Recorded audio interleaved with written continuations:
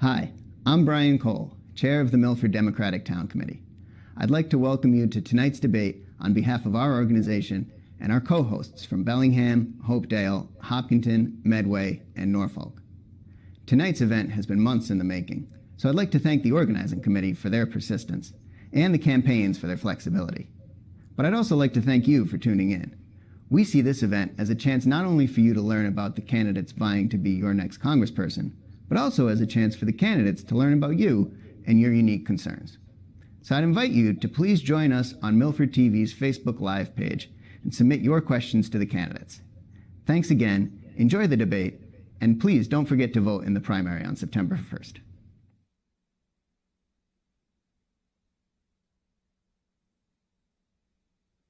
And good evening, everyone, and welcome into the Greater Milford Democratic Congressional Debate. It is so great to have you all with us. I am Milford TV News and Sports Director Tim Coet. I will be moderating this evening's event. This coverage is available on all of our Milford TV platforms right now, but closed captioning services are also available on our streaming platform. Just go to vod.milfordtv.net and choose the 2020 Congressional Debate with CC option. Over the next 2 hours, you will hear from all 9 Democratic candidates involved in the 4th Congressional District primary. We've randomly broken the candidates into 2 groups. In the first hour, we will be joined by 5 candidates: Dave Cavell, Becky Grossman, Alan Casey, Asan Leckie, and Chris Zanetos. We will give each candidate an opportunity to introduce themselves in just a moment, but first, a few rules for tonight's debate. Each candidate will be given 1 minute to deliver an opening statement. From there, we will ask the candidates a combination of questions submitted from across the district and live questions submitted via social media. We will rotate which candidate receives each question first, and that candidate will have 90 seconds to answer. The remaining candidates will then be given 60 seconds to respond. Once all candidates have given their initial response, I will ask if anyone would like to make a rebuttal. Please raise your hand, and I'll take each candidate in the order I see your hands raised. Only one 30-second rebuttal will be allowed per candidate per question. At the conclusion of the hour, we will wrap up each candidate by giving a closing remark, which will be themed around a question submitted by Milford native and current state representative Brian Murray. Now, one final business as we bring all of the candidates now onto the screen. Once again, we welcome Chris Zanetos, Dave Cavell, Asan Leckie, and Becky Grossman, as well as Alan Casey. So happy to have you all with us tonight. Now, again, one bit of business before we get started. I will remove myself from the screen each time you begin delivering a remark. And then once you're approaching time, I'll bring myself back on the screen just as a reminder to let you know that you're approaching your time. So with all of that said, we're so happy to jump into tonight's activity. So we will begin now with our opening statements. We'll give opening statements in the following order. We'll start with Dave Cavell. That will be followed by Becky Grossman, Alan Casey, Asan Leckie, and then Chris Zanetos. Without further ado, Dave Cavell, please deliver your opening statement. Well, thank you, Tim. Thank you all for joining us. I'm Dave Cavell, and the question tonight is, why vote for me instead of any of these good people? Well, first, you shouldn't have to vote for just me. We should have ranked choice voting so that nobody can win with 20% of the vote in this primary. Second, I'm the one who doesn't just want to have this job. I'm ready to do it. I've sued the Trump administration 50 times when I was senior advisor to Attorney General Maura Healey. 2 weeks before I was suing the Trump White House, I was working in the Obama White House with a good president to make real change. We need a proven progressive in this district, someone who recognizes that Black Lives Matter, who will pass a Green New Deal and Medicare for all, and knows how to represent the entire Milford region and this district. I'm the only candidate who is committed to having an office in Milford and other towns. I wasn't coming to Turtle Tavern in Milford or protesting Trump in Medway just because I'm running for office. I had been there working on the opioid crisis and student loan debt, and I am ready to serve the entire 4th District on day one. Perfect. Thank you, Dave. Becky Grossman, now your opening statement, please. Thank you so much for having me this evening. I'm Becky Grossman, and I'm a Newton City Council. Cherish most in being a mom to my 2 kids, Madeline, who's 9, and Jack, who just turned 6. I am running for Congress with the fierce urgency of a mom, fed up by what's going on in this country and determined to make change. On my son Jack's first days of kindergarten, I had to have a conversation with him that so many moms around this country are having with their kids in fumbling to find the words to explain to him what it would mean to run in a zigzag pattern or find a quiet place to hide in his classroom if a school shooter were to show up there. That is not a conversation that any parent should ever have to have with their child. Right now, out of 435 members of Congress, we only have 25 who are mothers of school-age children. I believe that if we had 100 or 250 moms of young kids in Congress, it would change the conversation in Washington completely, and that we need to elect new and different types of leaders to take on powerful special interests and make progress on our most urgent issues. Becky, thank you so much. Alan Casey, now your opening statement, please. Good evening. My name is Alan Casey. I'm the father of Mirabelle, who's 18 and just graduated from Brookline High School, and the father of Reese, who just finished 6th grade, and the husband to Vanessa. I'm also the co-founder of City Year. 30 years ago, we invented City Year because we realized we need a better way to fix our schools, fight poverty, and care for our seniors. We started with 50 young people in Boston. Today, City Year is in 32 cities around America and the world, with 3,000 young people serving 200,000 children every single day. We knew we had to launch a service movement. We served as the model for the AmeriCorps program, and I had the chance to work closely with Senator Kennedy, President Clinton, and President Obama to pass 3 major pieces of federal legislation to build the service movement. And now more than 1.1 million people have served in AmeriCorps.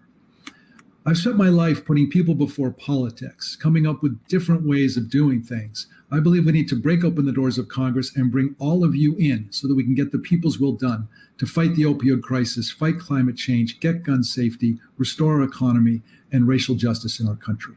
Thank you. Thank you, Alan. Hassan Lecky, your opening statement, please. Thank you, and thank you, Milford TV, for hosting this debate. Communities like Milford have been devastated by the pandemic. While the fossil fuel industry is destroying our planet and Black and brown people are being killed by our police, we have to act boldly, and we must act now. We need leaders who represent our diversity and courage, who have the lived experiences to lead with compassion, and who aren't afraid to take on corrupt special interests. I came to this country as a 20-year-old with nothing. I earned poverty wages, mopping the floors in restaurants, and I vowed to dismantle every oppressive system that denies us the basic necessities to live. Just 10 years later, I was a Wall Street regulator taking on the biggest banks who gambled with our economy. Now, I'm running for Congress to build an inclusive America where everyone is guaranteed healthcare and housing, clean air and clean water, high quality education, and a good paying job. Hassan Lecky, thank you so much. Finally, Chris Zanettos, your opening statement, please. Thank you, Tim. It's great to be here tonight. Thanks for having us. So my name is Chris Zanettos. I'm a tech entrepreneur who started companies creating hundreds of jobs and $250 million of salary for people in Massachusetts. I've also founded a nonprofit that brings companies together with schools to create more access to STEM education and the opportunities it creates for everyone.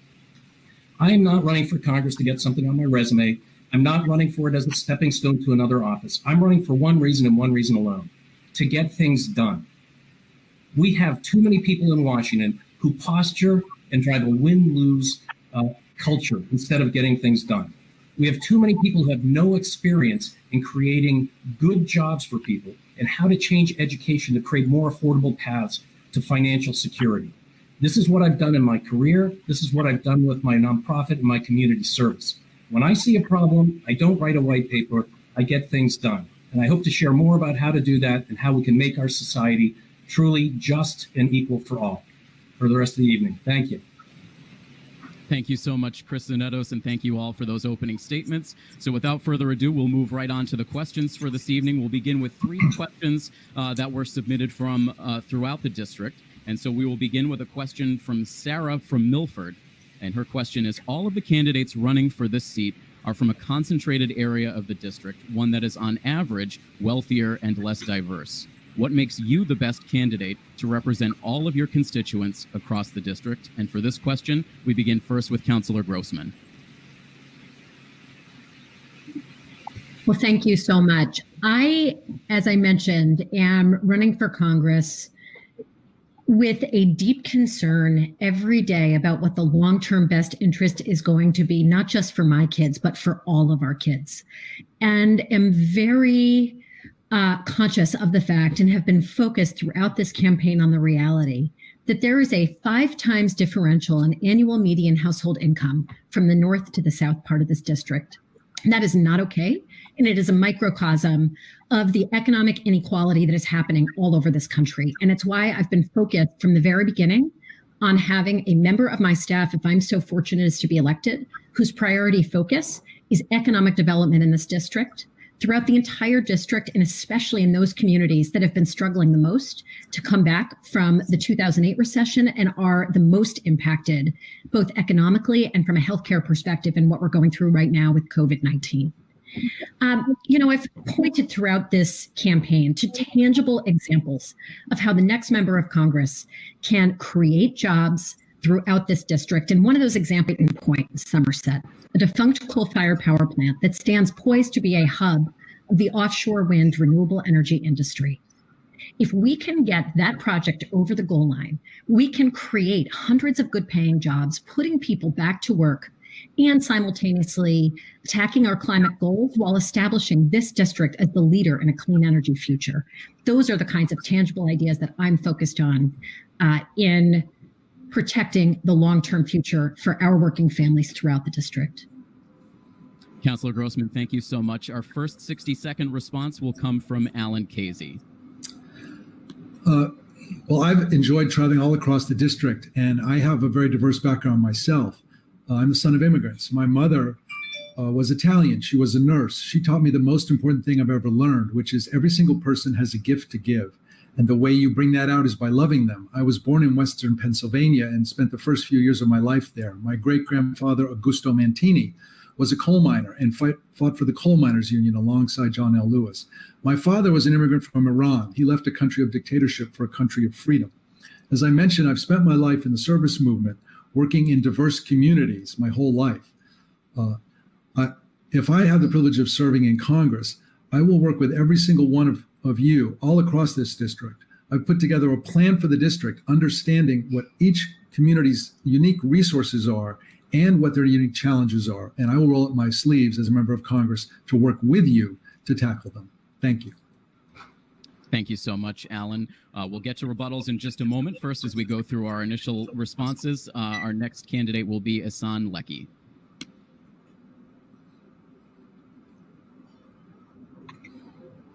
My apologies. I was just raising my hand to respond. So look, the reality is that this district has, for its long history, been served by people who come from the wealthiest communities. And those wealthiest communities have some of the CEOs of the biggest corporations in our country, and they choose to take money from those corporations, and that's how they win. For the first time in the history of District 4, we have a chance at electing a congresswoman who refuses to take a dime from corporate PACs or lobbyists. Yes, I do live in Brookline, and yes, I've been able to afford that in the recent years because before that, I could not afford to send my kid to a good school. And that is the suffering of so many people across this district. So when I'm saying that I come from our hurt and pain, I understand what the working class in our districts go through because I've been there as somebody who worked in restaurants, who worked as a caretaker, and who's been subject to wage theft. I understand how to fight for us and how to reflect our needs in the policy making. Ihsan Lecky, thank you so much. Our next response will come from Chris Zanetos. Thank you, Tim. So as Alan, I am the son of an immigrant. My father came here with nothing, about $100 in his pocket and a scholarship to a college that went out of business after his first semester. He worked so hard and found opportunity and created a great life along with my mother for me, where I did not have to go through and jump over those obstacles.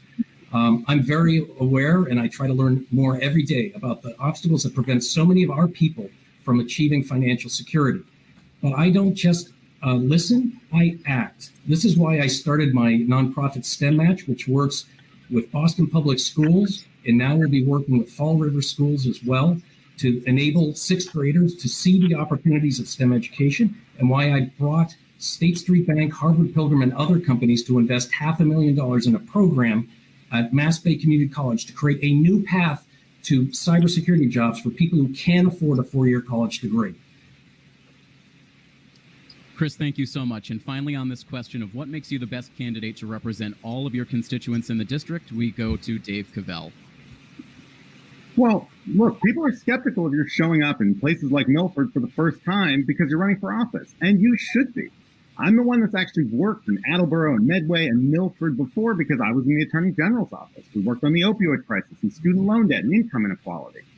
But I'm also here because I'm the only one up here that is actually taught in a public school classroom. I started out as a fourth grade public school teacher in one of the poorest districts in America in the South Bronx, about 20 minutes from some of the wealthiest districts in America. This is why I got into public service. So I thought that was wrong, and I want to do something about it. That's why, since day one, mine has been the only website that is not just in English, but is also in Spanish and Portuguese fully, because I think you need to talk to everyone everywhere. That's why I released a small towns plan that actually talks about how to bring economic growth to places like Hopedale and Millis and elsewhere. And it's why I have committed to traveling offices, including an office right in downtown Milford. I think that's a basic requirement.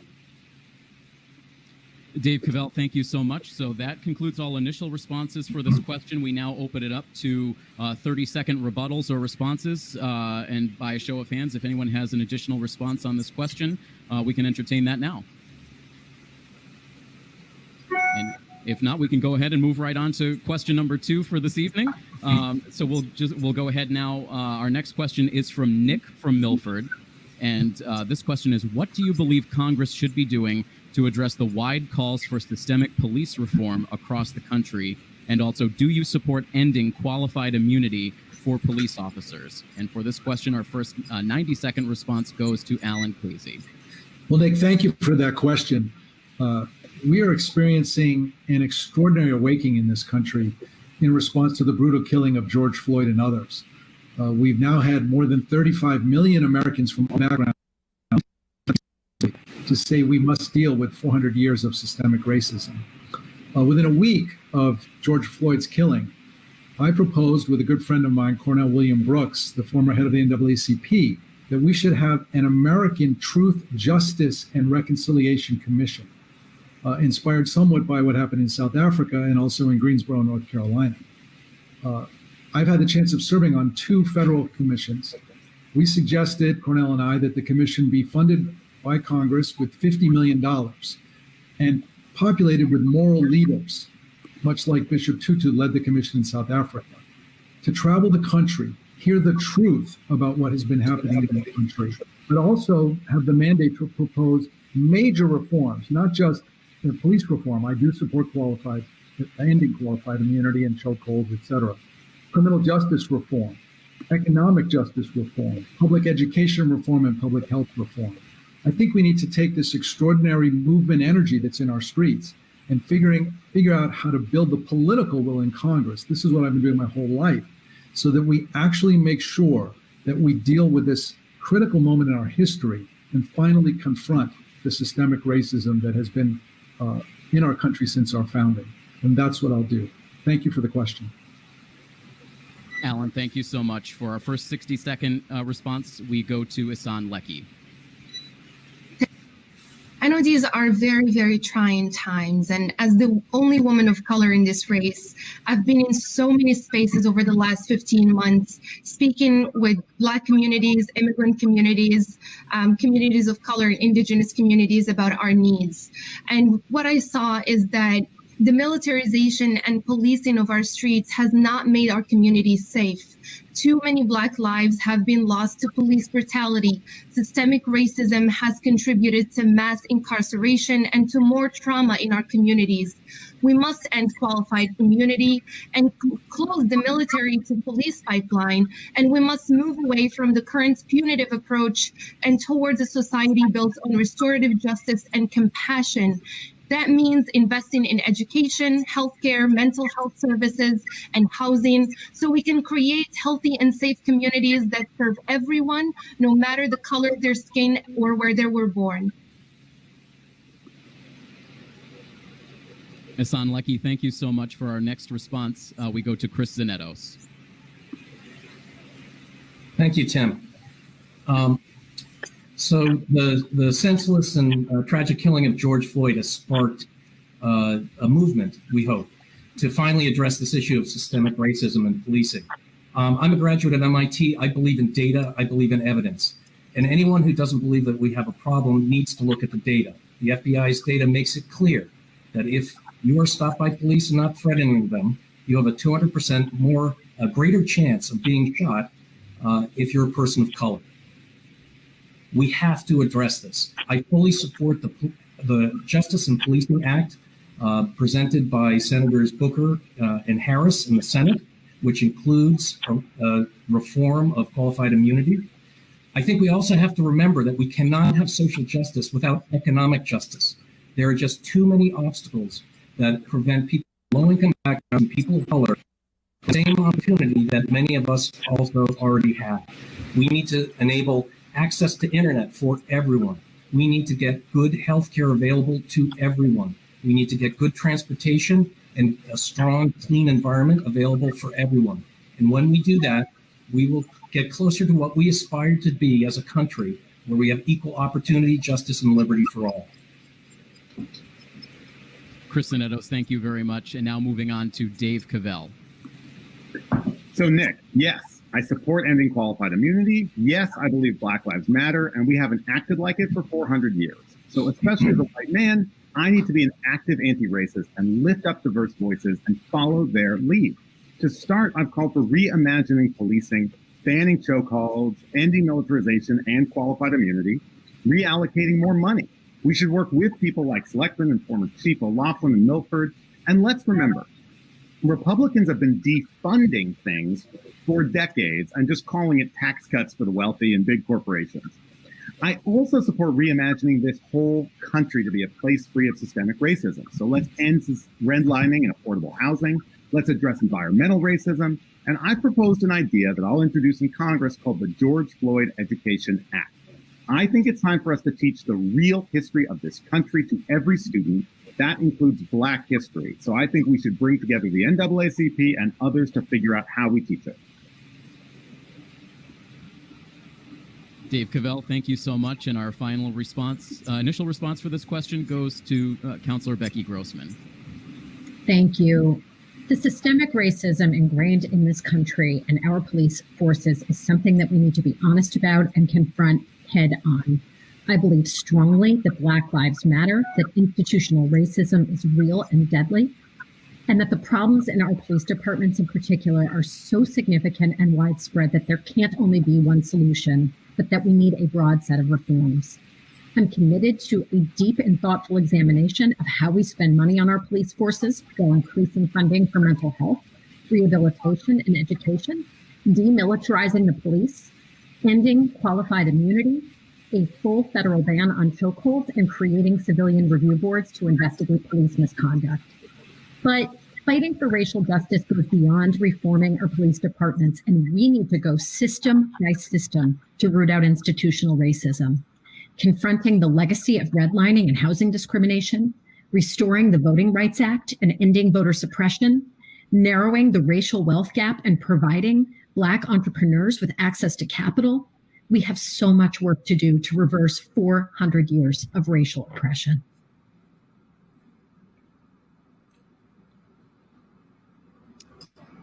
Becky Grossman, thank you so much. I saw 2 hands up so far for rebuttals. And so Dave Cavell, with your hand raised first, I'll give you 30 seconds for a rebuttal. Well, thank you. First of all, I think we need to walk the walk here. There have been opportunities already to defund or reallocate 1% of police department budgets in this district to education and social services, and folks haven't taken those tough votes. We need to do that. But the second thing is I want to build on something that Becky just said, which is about voting. Stacey Abrams should be the governor of Georgia right now. She's not, because of voter suppression in African-American communities. We need to save our democracy, pass H.R. 1, and end partisan gerrymandering. Dave, thanks so much. We'll go to Ihsan Lecky next and then Alan Casey following. So Ihsan Lecky, your 30-second rebuttal, please. Thank you. I just wanted to mention that this work of racial justice is not something that I just came up with in the face of the losing George Floyd and Breonna Taylor.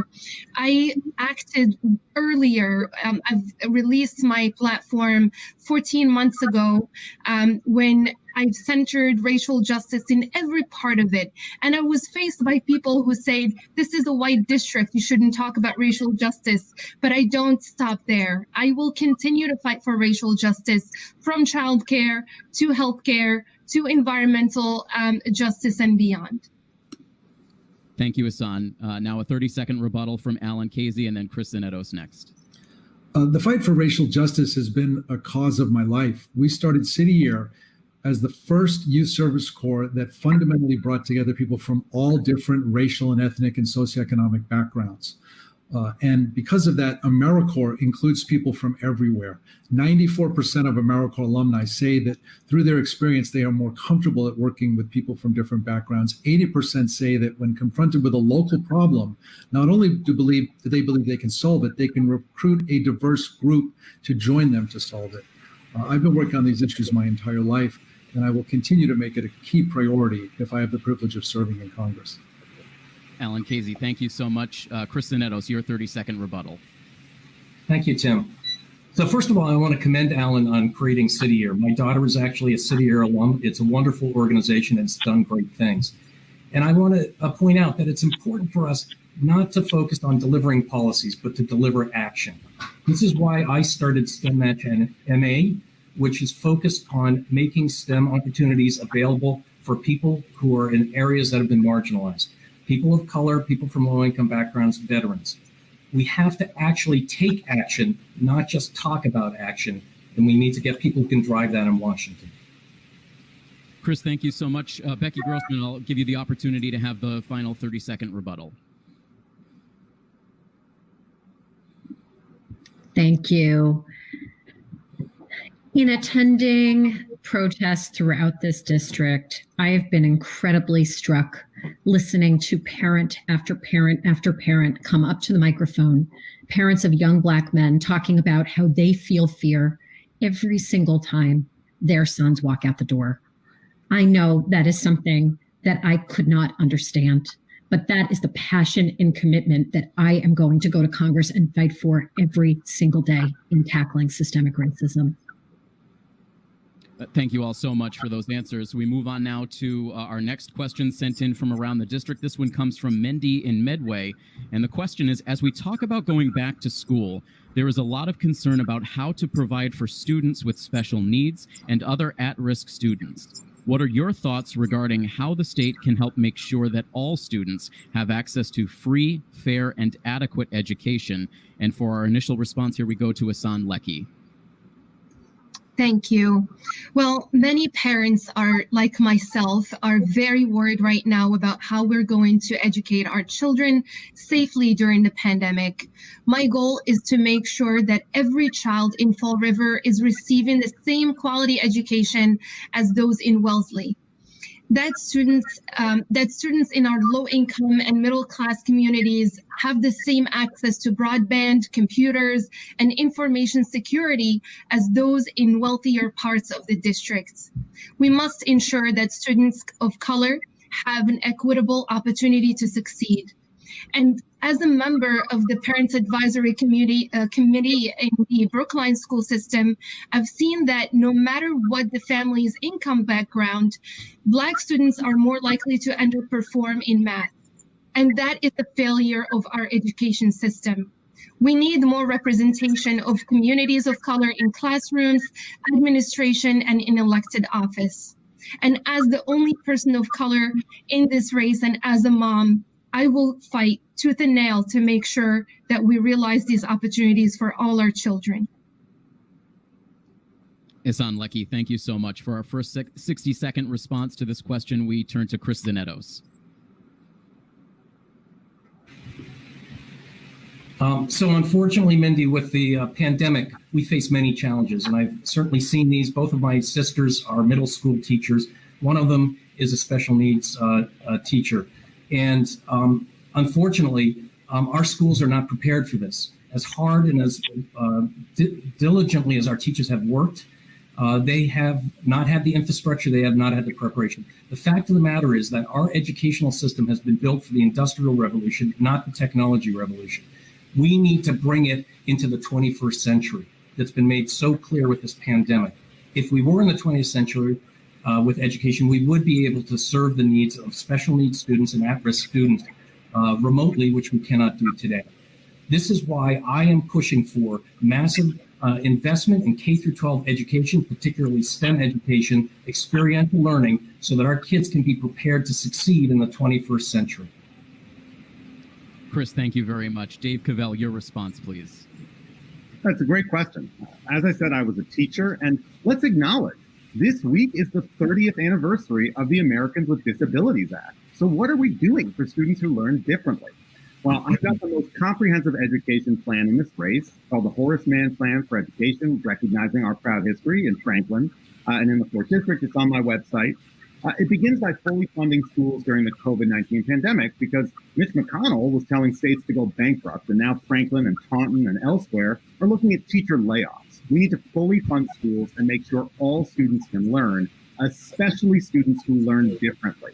That means special education, that means teacher PPE, all the rest.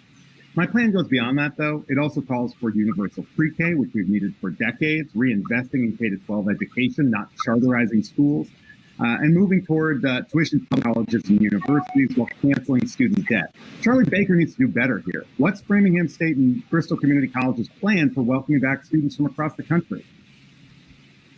Dave Cavell, thank you so much. Becky Grossman, your response, please. Well, it starts with the federal government, which simply isn't providing any resources. And the inequities that have been exacerbated in this time most certainly include our education for our special education students, as well as those students who depend on school meals, those who don't have reliable internet access or the kinds of devices that they need at home to be able to access virtual education. We've got to suppress this virus, and we all know the importance of continuing to educate our kids. And you can ask any parent that's been working, like myself and others on here, how tough this has been on working families. But instead of doing the hard work of figuring this out, Donald Trump and Betsy DeVos are bullying school districts and withholding vital resources. And we have got to have an administration that not only starts listening to science and public health experts, but starts putting the dollars to work in the schools to deal with this and to make sure that our special education students and all of our other students of need are able to continue with their education through this incredibly difficult time. Becky Grossman, thank you so much. And our final 60-second response here will go to Alan Casey. First of all, thank you, Chris, for your compliment on City Year. We're very proud that your daughter's an alum.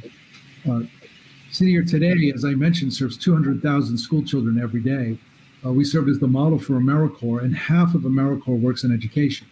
Within a few weeks of the pandemic hitting, I proposed that we should grow AmeriCorps to 1 million people. Half of those, 500,000, will be working in public education. And oftentimes it's the AmeriCorps members that provide the one-on-one tutoring and special work for kids with special needs who need that. I believe that we should do this to provide education, to fight the pandemic through contact tracing, to fight climate change with a conservation corps, and to promote an opportunity corps for justice. If we put our young people to work, we can make sure that every child who needs an education can get one. And we can make sure that we either safely reopen the schools or do online learning, especially if we also do what I've suggested, which is provide a public option for broadband. 37% of the residents of Fall River, for example, don't have access to this kind of Zoom event we're doing tonight. And that's what I would do. Thank you. Alan Casey, thank you so much. A 30-second follow-up first to Dave Cavell. Well, I thought I would just follow up quickly because the Americans with Disabilities Act is celebrating its 30th anniversary this week, and this question is about students who learn differently. I think it's worth acknowledging that the ADA is still under attack. I mean, there was a bill proposed in Congress in 2017 that would have amended Title III to shift responsibility, to remove requests, and to make it harder for folks who are differently able to access basic services. And I also think it's important to remember 25% of people who can't leave their homes with disabilities say it's because of transportation. We need somebody who knows this issue. Dave, thank you so much. Hassan Lecky, your 30-second follow-up. Thank you. I wanted to really deeply express that the mental health of our children right now is in a very, very dire circumstance. And I understand that only those who have privilege are able to get the services that their children need right now. And when we think about disability, we have to think about mental health, and we have to think about making that a right for everyone, which is why I've been fighting for Medicare for all. Hassan, thank you so much. 30 seconds next to Chris Zanetos. So I just wanted to build on what Hassan said there and actually provide some data for people who don't really see the issue. What I found with my daughter teaching in Boston was that she worked at a school that had 20% more students, but it had only 1/8 of the psychological support for the students that my children had at their middle school. And this is the sort of issue that I think Hassan is talking about, and it's a real issue, and especially important in the pandemic, where we're going to have all of these effects of these children dealing with this crisis. Chris, thank you so much. Alan Casey, Becky Grossman, a follow-up for either of you? Becky Grossman first. Thank you. I just wanted to make sure to mention that the inequities of opportunity and education are certainly exacerbated now, but they existed pre-COVID and pre the pandemic as well. And one of the topics I think it's really important to focus on is universal pre-K, and how we know how many of the inequities in someone's life begin in these very early years. It speaks to the importance of quality, affordable, and accessible childcare in the very early years of child's life and in pre-K, and in making sure that we're equipping all of our kids with the tools that they need for advancement and success throughout their lives. Becky, thank you so much. Alan Casey, I give you 30 seconds to have the final word on this question. Sure, Tim, thank you. It is insane that we are laying off our teachers all across the 4th District right now at the height of this pandemic. When we're trying to figure out how do we safely reopen our schools, I'm strongly in favor of the HEROES Act, which would bring the funding to the 4th District and across the country to make sure that we don't lay off our teachers and that we safely educate our children. We have to listen to the science. First of all, we have to make sure that if we reopen our schools, our kids are safe and our teachers are safe. And if I were in Congress right now, I would be building the coalition to put the pressure on to make sure that the HEROES Act gets passed and we support our teachers. Thank you. Alan, thank you so much. Thank you all for those answers. We move on now to question 4, which is a question from one of our live viewers this evening. We are streaming live on our Milford TV Facebook page. So this question comes to us from Sophia, who asks, what plans do the candidates have to address the opioid crisis? And if they involve working with law enforcement, how will these plans fairly protect Black, Indigenous, and people of color affected by the opioid crisis, especially amidst nationwide calls for defunding law enforcement agencies? And for this question, our first response will come from Chris Zanetos.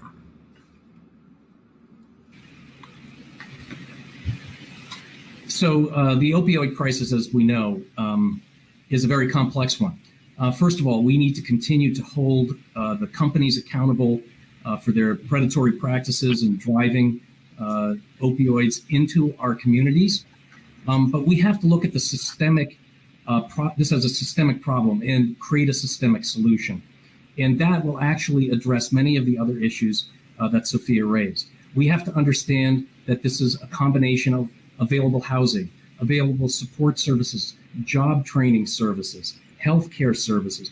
All of these have to surround and work in concert with our police and other community leaders to provide the necessary support to help our people who are addicted to these drugs recover from this illness and build a better life for themselves and their families.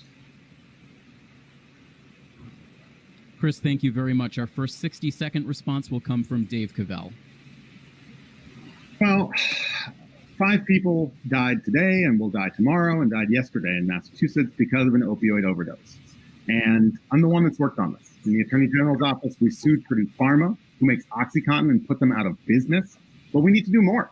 I made a promise to families in this district who had buried children and grandparents who were raising grandchildren when I launched this campaign, that when I was in Congress, this would be one of the first things I worked on, and I'm going to keep that promise. I've got the most comprehensive plan in the race. It's on my website. It was endorsed by Joanne Peterson, who runs Learn to Cope. If anyone watching this is struggling, please go to their website, Learn to Cope, and get the help that you need. But you're right to ask this question, and I think that they're related. I mean, we've criminalized poverty. We've criminalized substance use disorders for too long in this country. We need treatment. We need diversion. We need prevention education in our schools. All of this is part of the plan. All of this is something that I've actually worked on in my career. So if you want to champion on the opioid crisis, I think that this is the campaign for you. Thank you so much, Dave. Becky Grossman, your 60-second response, please. Here in Massachusetts, we've had one of the highest rates of opioid-related deaths, and we have made little progress in reversing this. We've got to realign our priorities to focus on prevention, treatment, and recovery. And in Congress, I will hold Big Pharma accountable for their role in this crisis and ensure that access to treatment is more readily available in every community. I support the CARE Act, which would give $100 billion in federal funds to provide resources that are much needed to state and local governments, and to expand treatment capacity to fight the opioid crisis. And we can't have any illusions that we can solve this crisis without addressing the underlying issues that drive so many to addiction and stand in the way of recovery. And that includes poverty, absence of opportunity, and lack of access to affordable housing and healthcare. Becky, thank you so much. Alan Casey, your 60-second response, please. 5 people die every single day in Massachusetts because of the opioid crisis. We have twice the national rate of overdoses in the country. There are 4 things we need to do. First, we need to move from a criminal approach to opioid addiction to a care approach. We need to destigmatize it and bring people the care they need. We need to expand programs like the SAFE Coalition, which was started right in Franklin by Jim Derrick, a courageous man who I'm honored is supporting me. Second, we need to prioritize care over criminality. We need to make sure that there can be safe needle exchanges. We need to provide support for more counseling and for more treatment. Third, we need to hold those accountable, Big Pharma, that have expanded the crisis through their promotion of opioids. And finally, we need to bring a service approach. There are very effective service programs in Gloucester, Massachusetts, in Nashua, New Hampshire, and Kentucky, where people who have been victims of the opioid crisis become counselors for others and help them on the road to recovery. That's what I think we need to do. Thank you. Alan, thank you so much. Our final 60-second response will go to Hassan Lecky. Thank you. The pharmaceutical corporations and their executives have made huge profits off of flooding our America with opioids and ravaging communities across our state. We must prioritize prevention, treatment, and recovery, and wraparound services that will be, we need trauma-informed policy. And that means working with our constituents and their families who have been affected by the opioid crisis to work on solutions that would work for them. And we must increase funding that supports training and research programs specializing in behavioral health and substance reliance. Look, we need accountability. And I've taken on the biggest corporations on Wall Street, and I'm ready to hold pharmaceutical corporations accountable for killing so many people and wrecking the lives of our communities. Thank you. Hassan, thank you so much. For 30-second responses now, Dave, I saw your hand up first, so Dave Cavell, your 30 seconds now, please. Well, I just wanted to add, if anybody who's watching this is struggling or needs help or needs care, helplinema.org. Helplinema.org is a great website. 1-800-327-5050 is their number. Please call. This is also why I want to be on the Government Oversight and Reform Committee in Congress. I've helped put Purdue Pharma out of business, but what about the next Purdue Pharma? What about the next OxyContin? We need a member of Congress who is ready to hold these companies accountable and stop this from happening again. Dave, thank you so much. Hassan, your 30-second response. So there was part of the question that was very important, which is the role of law enforcement in stopping the opioid crisis. I've spoken with folks across the district who are from law enforcement and who have shared with me that they're not qualified to show up every time there is a crisis in the community that has to do with mental health, that has to do with reliance on substances. They have shared with me that we need people who are trained and qualified to provide that community support. And the only thing between us and realizing that is how we spend our money in our government, and we have to shift it from militarizing the police into providing these services for our communities. Hassan, thank you so much. Any other 30-second follow-ups here? Alan Casey, please. Yes, I think we also have to understand the connection between the economic crisis and the opioid crisis. As I mentioned, I was born and grew up in Katanning, Pennsylvania. When my mom was growing up, it was a thriving middle-class town because of the coal mines, the factories, the steel mills. But it's been in an economic depression for 30 years, and now it's a capital of the opioid crisis. We see the same thing in parts of the southern part of this district. So we have to also have a commitment to economic justice and taking places like Fall River and Taunton and Attleboro and turning them into manufacturing for clean energy and wind turbines and putting people back to work so that they don't fall into the depression that comes from lack of opportunity. Alan, thank you so much. Chris Zinetos, here, 30 seconds, please. So I'm glad Alan brought that up, and I do want to build on that, on the economic drivers of the opioid crisis and what we do about it. Our people are frustrated and they're disenfranchised because they cannot see an opportunity for them to get ahead in the world. They see so many obstacles. We have destroyed 20% of our middle-class jobs in the last few decades because we haven't adapted to the technology revolution. We need to address this immediately to create more and better paying jobs, which will give people the hope that they can actually move ahead with their families.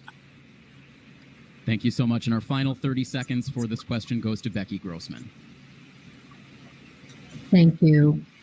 You know, we've got to take on the corporate special interests that have been corrupting our government for far too long. And that is why I believe so strongly in getting the money out of politics.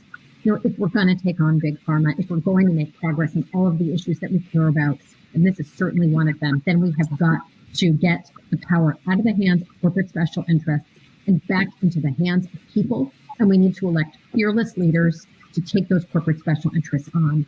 That is one of the reasons that I talk so much about the importance of the perspective of being a mom and thinking about protecting the long-term interests for our families, for our kids, for the generations to come, and why I believe so strongly in taking on those special interests.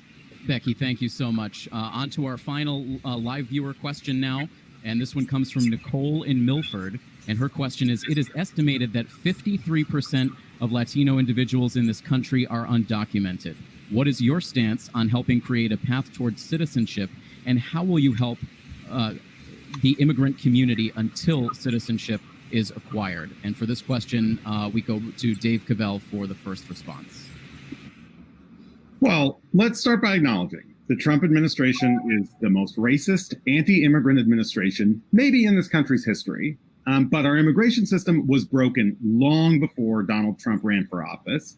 And it impacted people right here in the greater Milford region, which has a thriving immigrant community. So I'm the one in this race that has represented a refugee in an asylum proceeding and was on the team that kept the citizenship question off the 2020 census, defended the DACA program and Dreamers, and yeah, sued ICE over the travel ban and the family separation policy. So when I say I'm going to tear apart ICE, you can count on me to do exactly that. And this is why I support comprehensive immigration reform. Look, 1 in 5 workers in Massachusetts was born abroad. That number is even higher here in Milford. So you're right. We have to start by protecting people here right now while we work toward that program. But long term, We need comprehensive immigration reform that totally reforms or abolishes ICE, that permanently protects DACA recipients and TPS holders, that guarantees due process to everybody who is in our immigration system, that grows legal immigration, and that, yes, creates a pathway to citizenship for everyone. I was out there with Maura Healey in front of the State House when she had to go to federal court again to protect students in this state from the Trump administration's ridiculous activities. We need to kick Donald Trump out of office and get people into office who protect immigrants.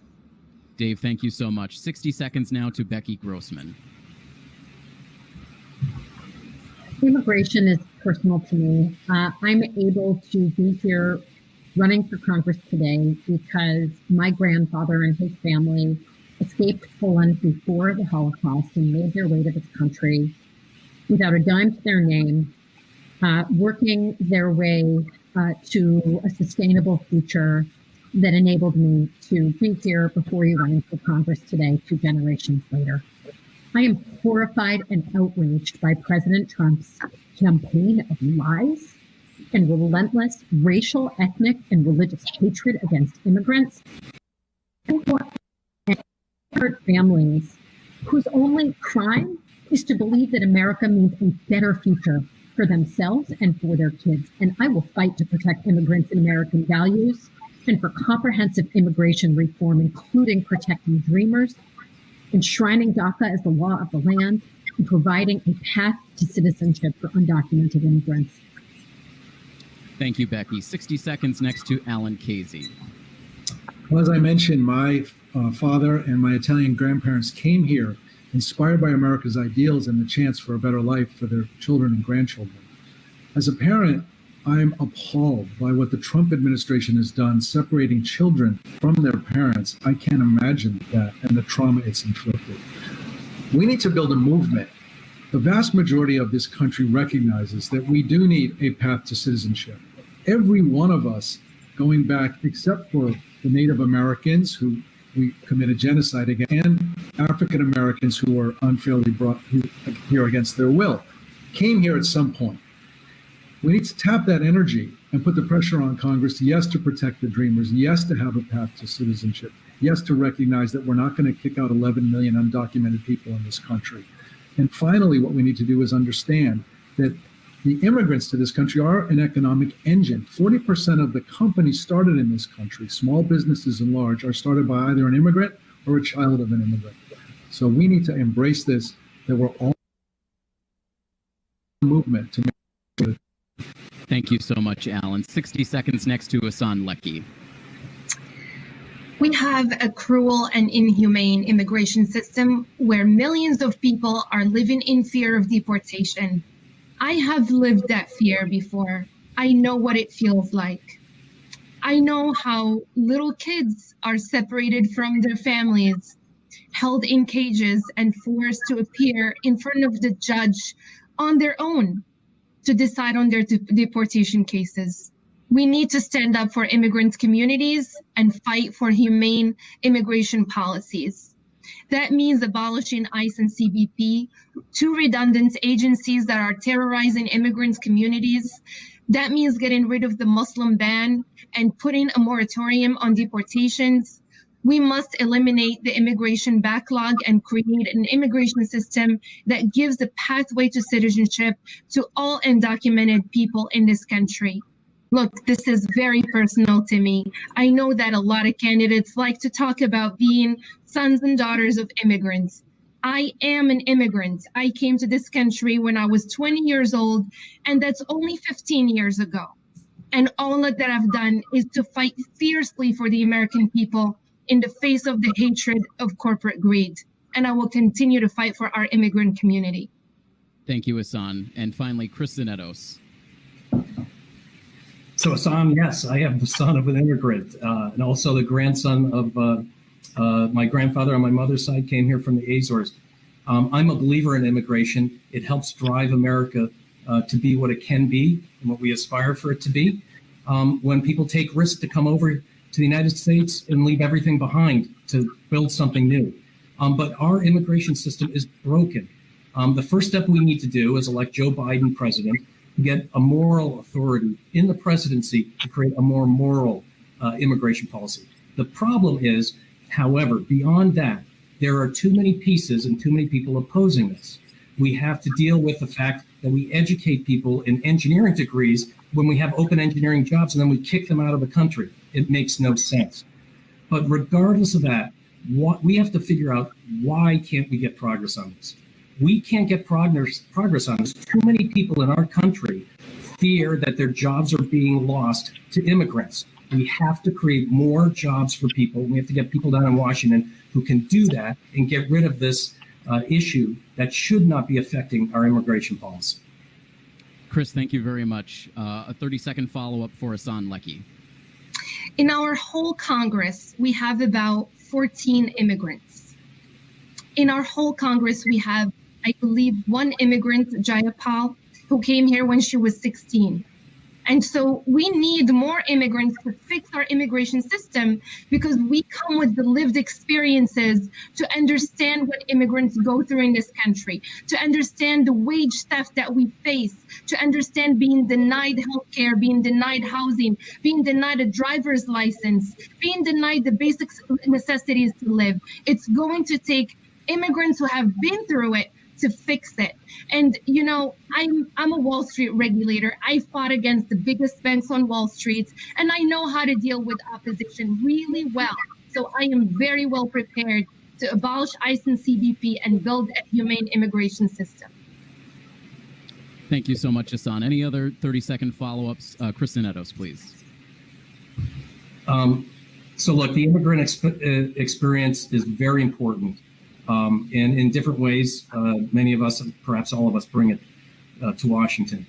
But let's be serious. That's not going to change enough Republican minds in the Senate to actually get progress. We have to send people down to Washington who will find a way to help people address the issue and bring enough people towards us to fix it. And the only way to do that is to create wins around the table and address the economic issues. Chris, thank you so much. Any other follow-ups before we move on to closing statements?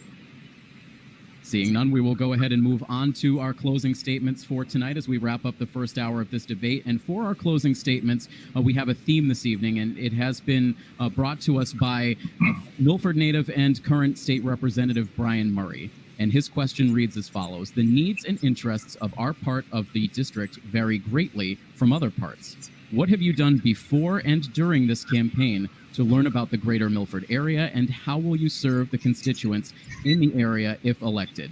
Each of you have 60 seconds to make your closing statements, and we begin this round with Becky Grossman.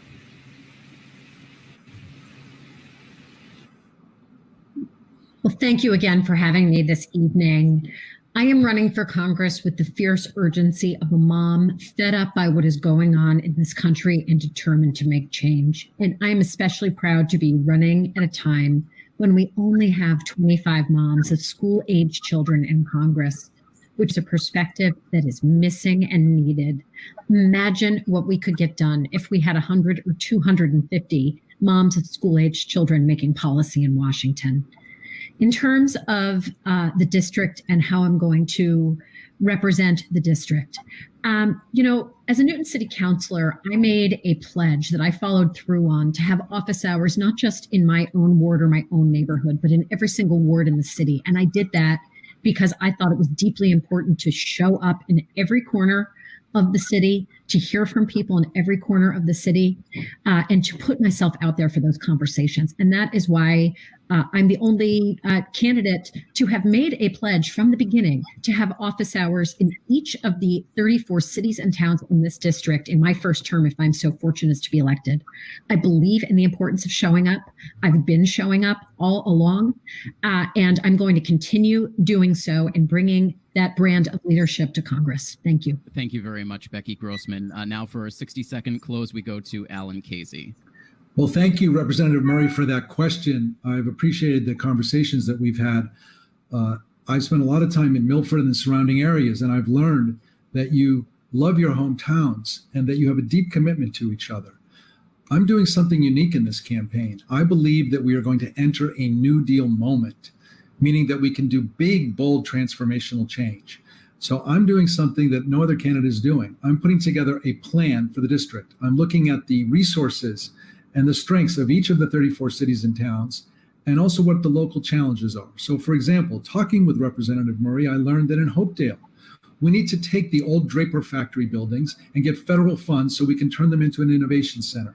I've learned that we have to support our small businesses like the Home Depot Tavern. That's why I proposed emergency wage support. I've learned that we have to support our public libraries like the Wadley Public Library. And that's why I'm fighting for support for public libraries in the HEROES Act. I've learned that if we work together, we can build a movement to get the will of the people from Milford and Franklin and Hopedale. And I'm honored that State Representative Jeff Roy is also supporting me, who grew up in Milford, to open the doors of Congress and get the needs of people in this district met and all across our country. Thank you very much. Alan, thank you so much. And now for a 60-second close, we go to Hassan Lecky.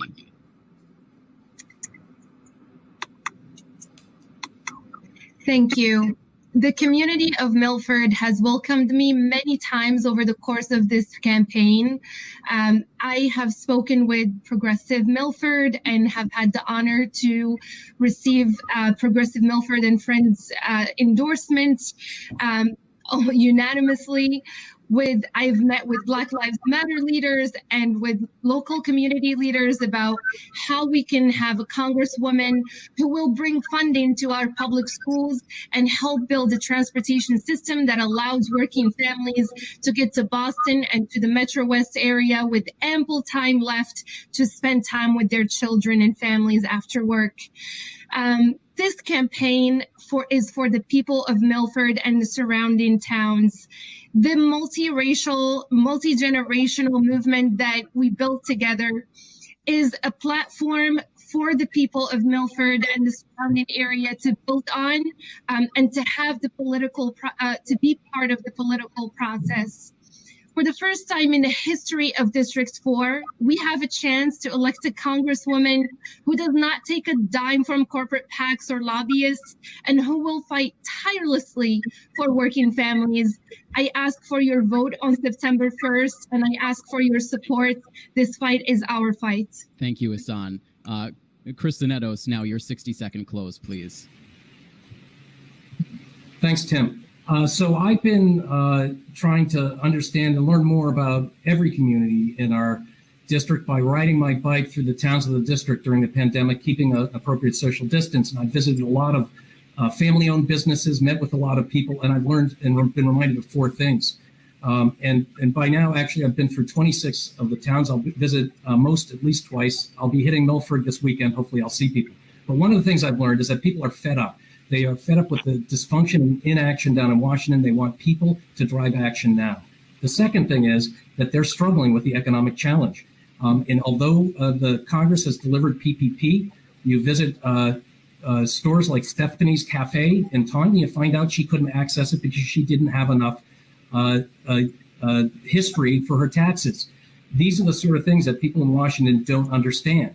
I think we also have to understand, and I learned from meeting with firemen and firewomen all through the district, that we can come together as a community to be more effective together. And that's another job of the congressperson, not just to go down to Washington. Chris, thank you very much. And for our final close for this first hour of the debate, we wrap things up with Dave Cavell. Well, thanks, Tim. Great to hear from you, Rep. Murray. And again, I know folks are skeptical when we show up for the first time in Milford asking for votes. I'm not. I was here with Attorney General Keeler. I know we need to make the Draper factory in Hopedale a clean energy hub and how to do it. I know so many people in Milford don't even feel safe drinking the tap water. I fought to protect the Clean Water Act, and I'm ready for that fight too. When the Trump administration robbed Milford Fire and the hospital of PPE this spring, I was on the phone with you, Rep. Murray. I'm the candidate who was committed to actual traveling offices, including one right here in Milford, and who isn't taking a cent of dark money. As I said, from day one, my website's the only one that's been not just in English, but Spanish and Portuguese too. Go to davecavell.com. Sign up to be part of a movement that cannot be bought. My old boss, Michelle Obama, used to tell young people, there is so much history yet to be made. Let's make some history together on September 1st. Thanks, and stay safe and healthy, everyone. Thank you all so much. This concludes hour number one of our debate. Again, thank you to Dave Cavell, Becky Grossman, Alan Casey, Isan Leckie, and Kristen Edos for joining us this evening. As we transition to the second hour of the debate, we'll give you an opportunity to see how you can learn more about each of these candidates. We just heard from the last hour by visiting their various social media sites. Thank you again to our Group A candidates. We will transition to the next hour of our debate in just a moment.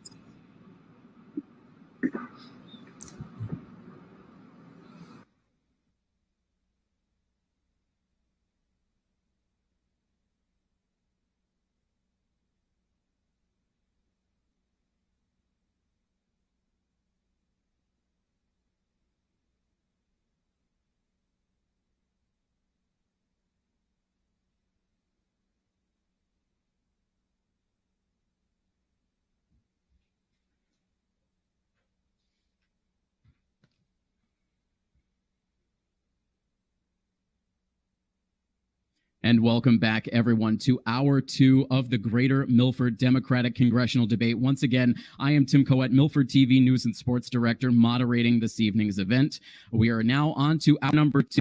And again, this coverage is available on Milford TV platforms right now, but closed captioning services are also available on our streaming platform. Just go to vod.milfordtv.net and choose the 2020 Congressional Debate with CC option.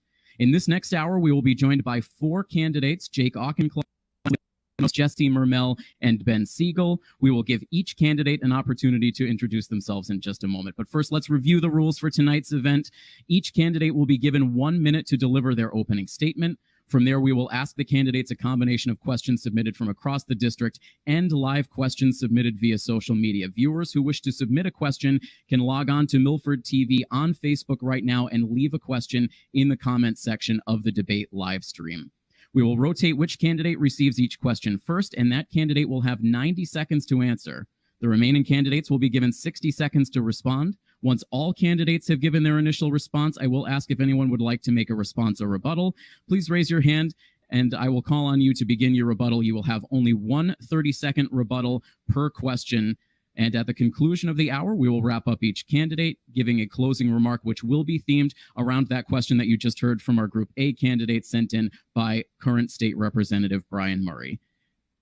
Now let's bring in the candidates for our second hour of this event. We're so pleased to have with us tonight Ben Siegel, Natalia Linos, Jesse Mermel, and Jake Auchincloss. Ladies and gentlemen, thank you so much for joining us this evening. We're so thrilled to have you with us here on Milford TV. And just a quick reminder to help keep everybody on time as we move along with the second hour of this debate. I will remove myself from the screen every time you begin a response. And once I reappear, that will be an indication that you'll need to wrap up your response. So without further ado, we will get right into our opening statements. For the second hour of the event, we will begin with Jake Auchincloss, followed by Natalia Linos, Jesse Mermel, and then Ben Siegel. So let's get started with the 60-second opening statement from Jake Auchincloss. Good evening, and thanks, Tim, for organizing this. I'm Jake Auchincloss. I'm a Marine veteran, city councilor in Newton, and as of 3.5 months ago, a new dad. 3 years ago on the floor of the city council in Newton, long before any hearings, I called for the impeachment of Donald Trump. Because Donald Trump's America is not the America I fought for as a Marine captain. It's not the America I've worked for as a city councilor. And I'm running for Congress because we need leaders tough enough to roll back his dangerous and hateful agenda. In Congress, I'm going to stand up to the NRA and their Republican enablers because I know that no civilian needs a weapon of war. I'm going to listen to science, not showboating, to beat the coronavirus and take action on climate change. And just like I have been in the city council, I'll be a champion for an inclusive economic recovery. I've taken hard votes to create jobs, build housing, and green our infrastructure, and I'll do the same thing on Capitol Hill. We are a nation in crisis, but we're not a nation without hope, and I'm the leader who can get us to the other side. Councilor Auchincloss, thank you so much. Our next opening statement will come from Dr. Natalia Linos. Thank you so much, Tim, for having me, and thank you everyone in the Milford and communities around that are watching today. My name is Dr. Natalia Linos, and I'm an epidemiologist. I'm also a mom of 3 little kids and a first-generation Greek American. I entered this race because of the disastrous response to COVID-19 And we are seeing this still happening. Right now, over 140,000 Americans have lost their lives, predominantly older Americans in nursing homes, as well as Americans of color, Black and Brown Americans, Native American communities. And our federal government simply does not have a plan. And instead of taking responsibility, taking action, they're scapegoating scientists. Congress has 14 scientists, and we can no longer hope that politicians will listen to them. We need to elect them. So I stepped into this race to serve.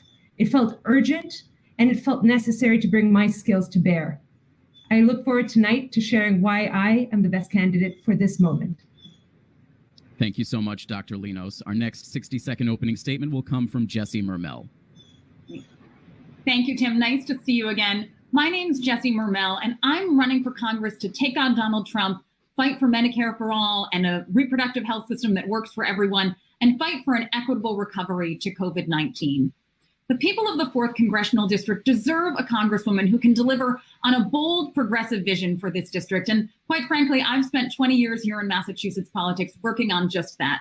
From my time as a leader at Planned Parenthood to working side by side with Governor Patrick on the select board in Brookline or running the state's progressive business organization. There are real differences in this race. I'm one of few candidates to have consistently supported Medicare for all, free public college tuition and technical school tuition, defunding the police, and student debt relief. I am proud to be the only progressive in this race who has built a bold, diverse, grassroots coalition with Congresswoman Ayanna Pressley, SEIU, Mass Nurses, Mass Teachers Association, UAW, and more. This campaign is powered by people, not by corporate PAC money or fossil fuel money or private wealth. I'm delighted to be with you this evening. I hope to demonstrate to you that I'm the best candidate to lead for this district in Washington, and I'm looking forward to your questions. Jessie Mermel, thank you so much. And finally, a 60-second opening statement from Ben Siegel. Thank you so much, Tim, so much. And thank you to the 6 DTCs for helping to put together tonight's really great debate. Look, we need more than ever to elect a diverse leader, someone like myself, a Latino, who would be the first Latino ever elected to Congress in Massachusetts.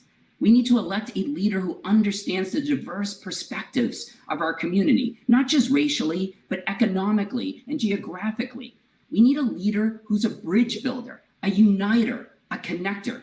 We need a leader who isn't just conveniently saying they're Democrat to win your votes, or isn't just conveniently talking about fighting racism to win your votes, but someone who advances diversity, equity, and inclusion on a daily basis. And most importantly, we need a leader who's going to listen to you and amplify your voices, because it's time that Bellingham and Hopedale and Medway and Milford and Norfolk has someone that lifts their voice. So I have been that leader for the last 20 years. I've been that leader in this campaign, and I will be that leader as your next member of Congress. Ben Siegel, thank you so much. And with that, we'll move right into our questions submitted to us for this evening. We begin first with Nick from Milford. And his question is, what do you see are the greatest challenges currently facing our district, aside from the obvious national challenges brought on by the pandemic? And what is your plan for advocating for the district on our behalf? And for this question, we open with Dr. Natalia Linos. Thanks so much, Tim, and thank you, Nick, for that question.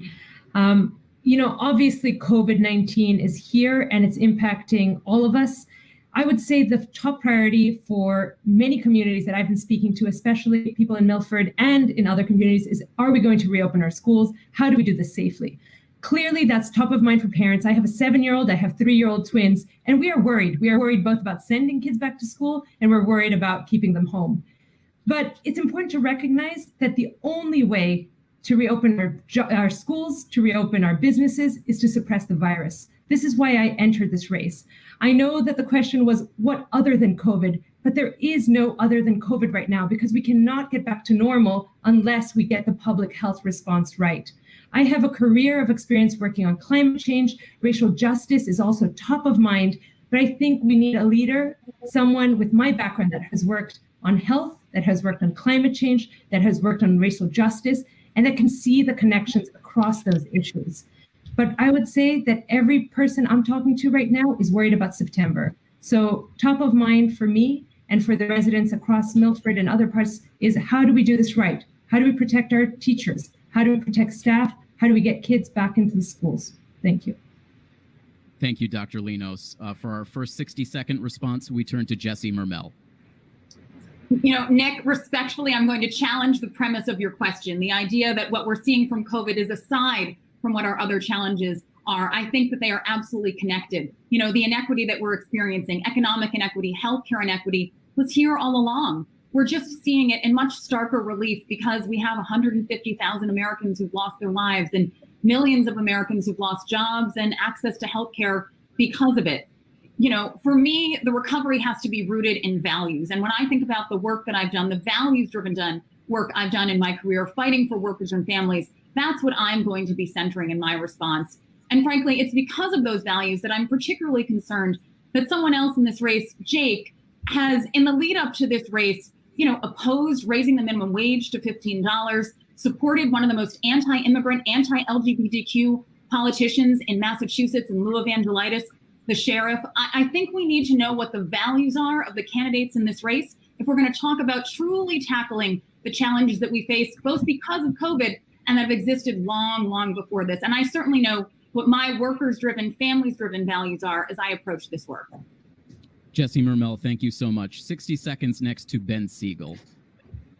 Yes, thank you. I actually know this answer because I'm the only candidate who's actually visited all 34 cities and towns, including the 6 who are sponsoring tonight's debate. I think there are 4 things that are truly on people's mind. Absolutely COVID-19, but healthcare, racism, eradicating racism, and student debt.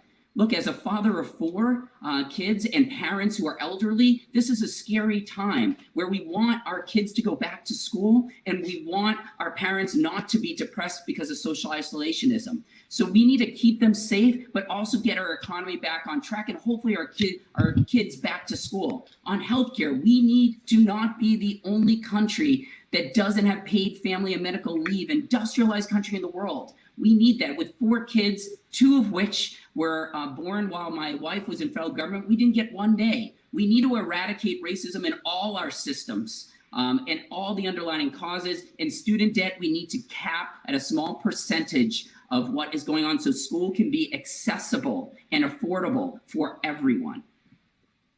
Ben Siegel, thank you so much. And for our final 60-second response to this question, we turn to Councilor Jake Auchincloss.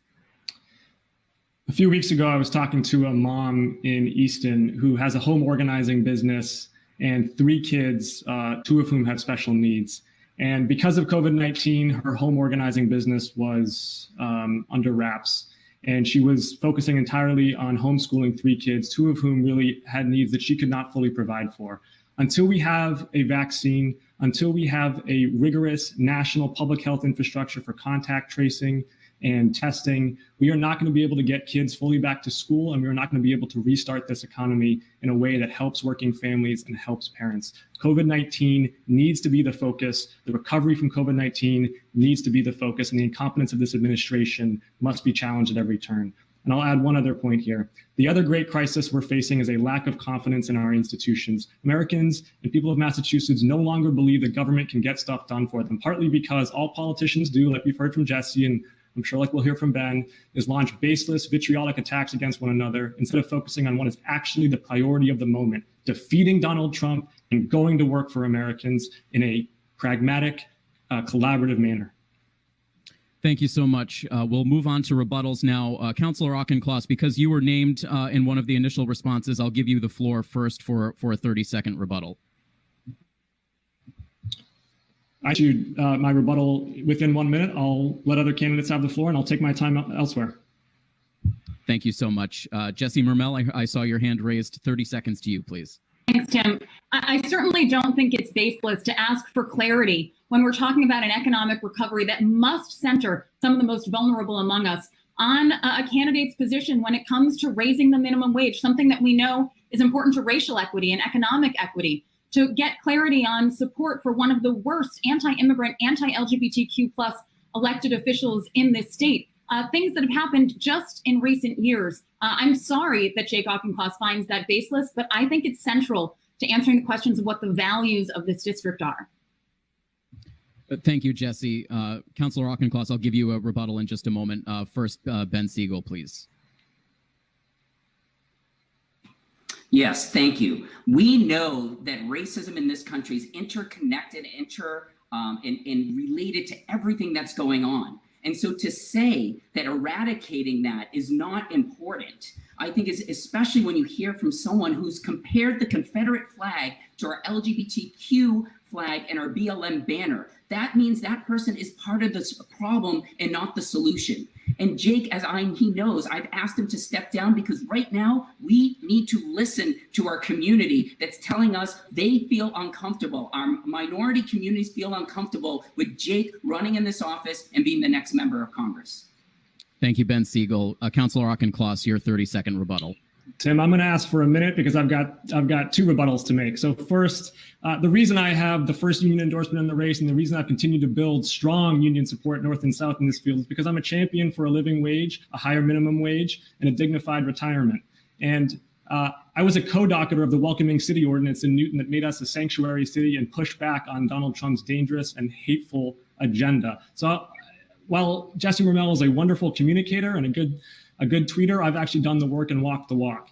Now, responding to Ben Siegel, I mean, the last 30 days of a campaign is always kind of silly season, but this is a pathetic attempt, even by that standard.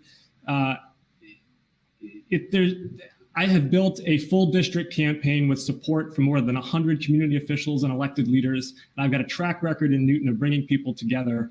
And I'm sure Ben would love for me to drop out because it would give him a chance in this race, but it's just not going to happen. And frankly, it's a pathetic attempt, Ben.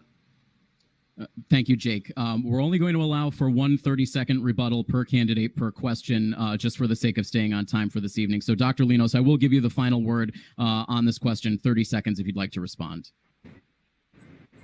Sure. Thank you, Tim. I think it is important, as Jesse said, that we are open about our values. I lead with my values that equity is where I'm going to center my work and science. I believe that as the race heats up, it is really important to talk about not only what we have done and said in the past, where our money comes from. We need to be held accountable to ensuring that people who are voting for us know what we stand for. I have always stood for racial justice, social justice, equity at the global level, at the local level. And I think, the populace has a right to ask these questions. So thank you.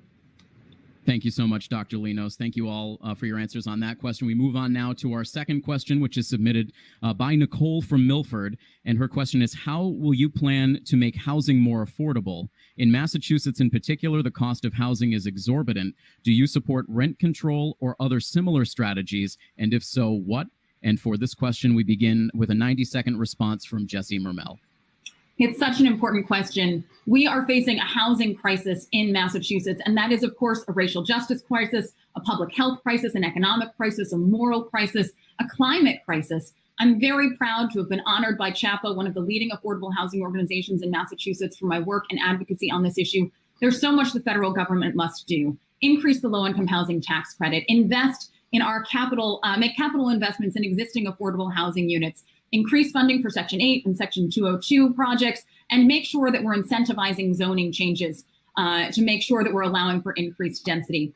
But housing is about people. And so I want to, quite frankly, bring it back to something that Jake just said. Jake, I'm delighted that you enjoy my, thank you for your compliment about my communication skills, but I'm sure you didn't mean to dismiss the work that I've done on the ground, advocating with Raise Up Massachusetts directly for a $15 minimum wage, for paid family and medical leave, earned sick time, the work that I've done running external affairs at Planned Parenthood, fighting for reproductive justice, which we know is economic justice and racial justice. So I just want to make sure, I'm sure you're not dismissing that policy work by saying that I'm simply a good tweeter. Some of us have been directly involved in these fights for a long time. And I'm so glad you're on the bandwagon for raising the minimum wage. I know that's a transition for you, but I'm glad you've arrived at that position.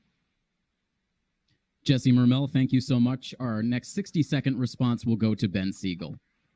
Thank you, Tim. And look, let me just start by saying I don't think it's pathetic at all to stand up for racial justice. And in regards to our housing system, we know that the public housing that was created years ago was what is part of our eradicating racist system that we have, because it was segregated. And I know a little bit about that because my dad oversaw public housing for HUD, auditing public housing authorities in Taunton and Fall River. And I used to go down on site visits with him. When it comes to housing today, not only do we have to eradicate the racism that's in there, We need to have mixed housing, right? It's just affordable housing for low income. It's standard rate, market rate, it's middle income housing, all coming together, because if we can start bringing these together, we're going to start making sure that we have cultural competency. It's making sure we have low income tax credits and historical tax credits. It's making sure we have transit oriented communities all working together. And finally, it's making sure that we amend our zoning laws and incentivize our developers to really want to build income housing for everyone. Ben Siegel, thank you so much. 60 seconds next to Jake Auchincloss. Yeah, let's talk about Jessie Mermel's on-the-ground track record. As a select board member in Brookline, she so badly handled an issue of racial discrimination and tried to sweep it under the rug, in fact, that her successors on the Brookline Select Board have been sued for the next 10 years. That is a track record worth examining. Meanwhile, as a city councilor in Newton, I've earned the support of housing and civil rights advocates like Josephine McNeil, because I have consistently taken hard votes to build new housing that expand our city's inclusion and equality and diversity. I understand the political courage it takes to take hard votes, to build housing, to create jobs, to green our infrastructure, and I'll continue to do so in Congress. Jake Auchincloss, thank you so much. Before we get to rebuttals, we'll wrap up our 60-second responses with Dr. Linos. Thanks so much, Tim. A key part of my platform is building healthy communities. And I see health as not simply about access to healthcare, but it's shaped by the neighborhoods in which we live and the conditions of our houses, the conditions of our parks and playgrounds. So housing and residential segregation is central to my platform. Housing affordability and housing quality are two things I will fight for. I will fight for more vouchers to ensure that people can afford to stay in their homes. I have worked with homeless communities here in Boston and across Massachusetts, and I know that COVID-19 is actually putting a risk on many families who are worried about what will happen when the rent moratorium ends, and what will happen. Will they have to pick between being homeless or going to work sick? So housing has to be top of mind. I come from a housing first platform that housing is essential to ensure that we have better health, better well-being, and a future for all our families. Thank you so much, Dr. Linos. We move on now to 30-second responses. Jessie Mermel, I see your hand raised. 30 seconds to you. I'm very proud of my record on racial justice. You know, a decade ago, the Brookline Select Board voted unanimously to punish a firefighter who used a racial slur. And it is because of my commitment to racial justice that I have acknowledged the inadequacy of that punishment without being asked, long before I was a candidate for Congress and before I even knew this seat would be open. And since then, I have apologized directly to the firefighter to whom the slur was directed and used my platform to call for justice for that firefighter, Gerald Alston, and for the town to resolve this issue immediately. I will stack my record on racial justice, social justice, economic justice against anyone in this race. The work that I've done to ensure that immigrants have access to reproductive health care at Planned Parenthood, the work I've done at Raise Up Massachusetts on policy issues that directly lift up Black and brown families, raising the minimum wage, earned sick time, paid family and medical leave. It's been the work of my career, and it's the work that I look forward to doing on behalf of this district when I'm in Congress. Thank you, Jessie Mermel. Ben Siegel, 30 seconds to you. Yes, we have to stop saying as an excuse to explicit and implicit bias tendencies that I have a couple of Black and Latino community members who support me. We're past that. That just because you have Black friends or Latino friends or LGBTQ members backing you doesn't mean you might have racist tendencies. And that has to stop as an excuse. We are far past that, and we need to be allies for all our communities. This district deserves it, and all the people deserve it. Thank you, Ben Siegel. 30 seconds to you, Councilor Auchincloss. This is about a track record. This is about who has actually done the policy work and taken the votes to create housing, to create inclusion, to create diversity in their hometown. Newton, like many of the cities of Massachusetts, has a long legacy of exclusionary zoning and of redlining. And the journey to get from there, to get to a place where we can be a city where every kid has an equal opportunity and everyone is treated with equal justice under the law, requires hard on the ground work, and it requires hard vote. And I am proud to have done that. Thank you, Jake Auchincloss. And finally, Dr. Linos, 30 seconds to you to wrap up this topic. So a lot of the candidates have been sharing about their work experience. I worked at the New York City Health Department, where I provided support to looking at housing and asthma, looking at the data around housing quality and how our kids were doing. And I've done the work at the local level, but also at the United Nations, where I served for 10 years, where housing there has more to do with urban slums and communities that have not even the basic level. But the reality is, even in this country, we have a housing crisis and poverty to levels that we have only seen in very poor countries. So we need to talk about poverty, and we need to talk about this housing crisis in Massachusetts and beyond. Thank you, Dr. Linos. Thank you all for your answers for that question. We move on now to question number 3, which is sent to us by Megan from Milford. And her question is, what will you do to support women and families that have to choose between work and childcare as children do not return to school? Current legislature ends in December. And for our 90-second response to this question, we begin with Ben Siegel.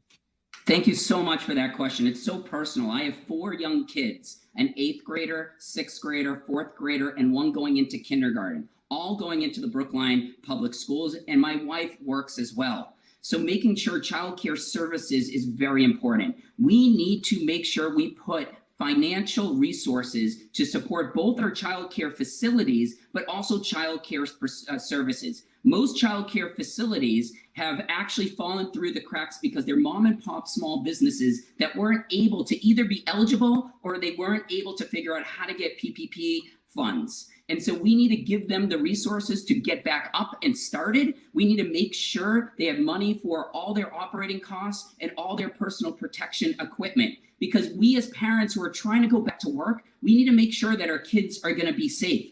But we also have to help families who haven't had jobs for the last couple of months in order to give them money, in order to them have childcare services at home. And so we need to do that as well. That could be from doubling the flexible spending credit and also the childcare credit. But it comes from both sides. And it's so important because this economy will not get back on track unless we focus on families and we focus on childcare. Ben Siegel, thank you so much. 60-second response next from Jake Auchincloss.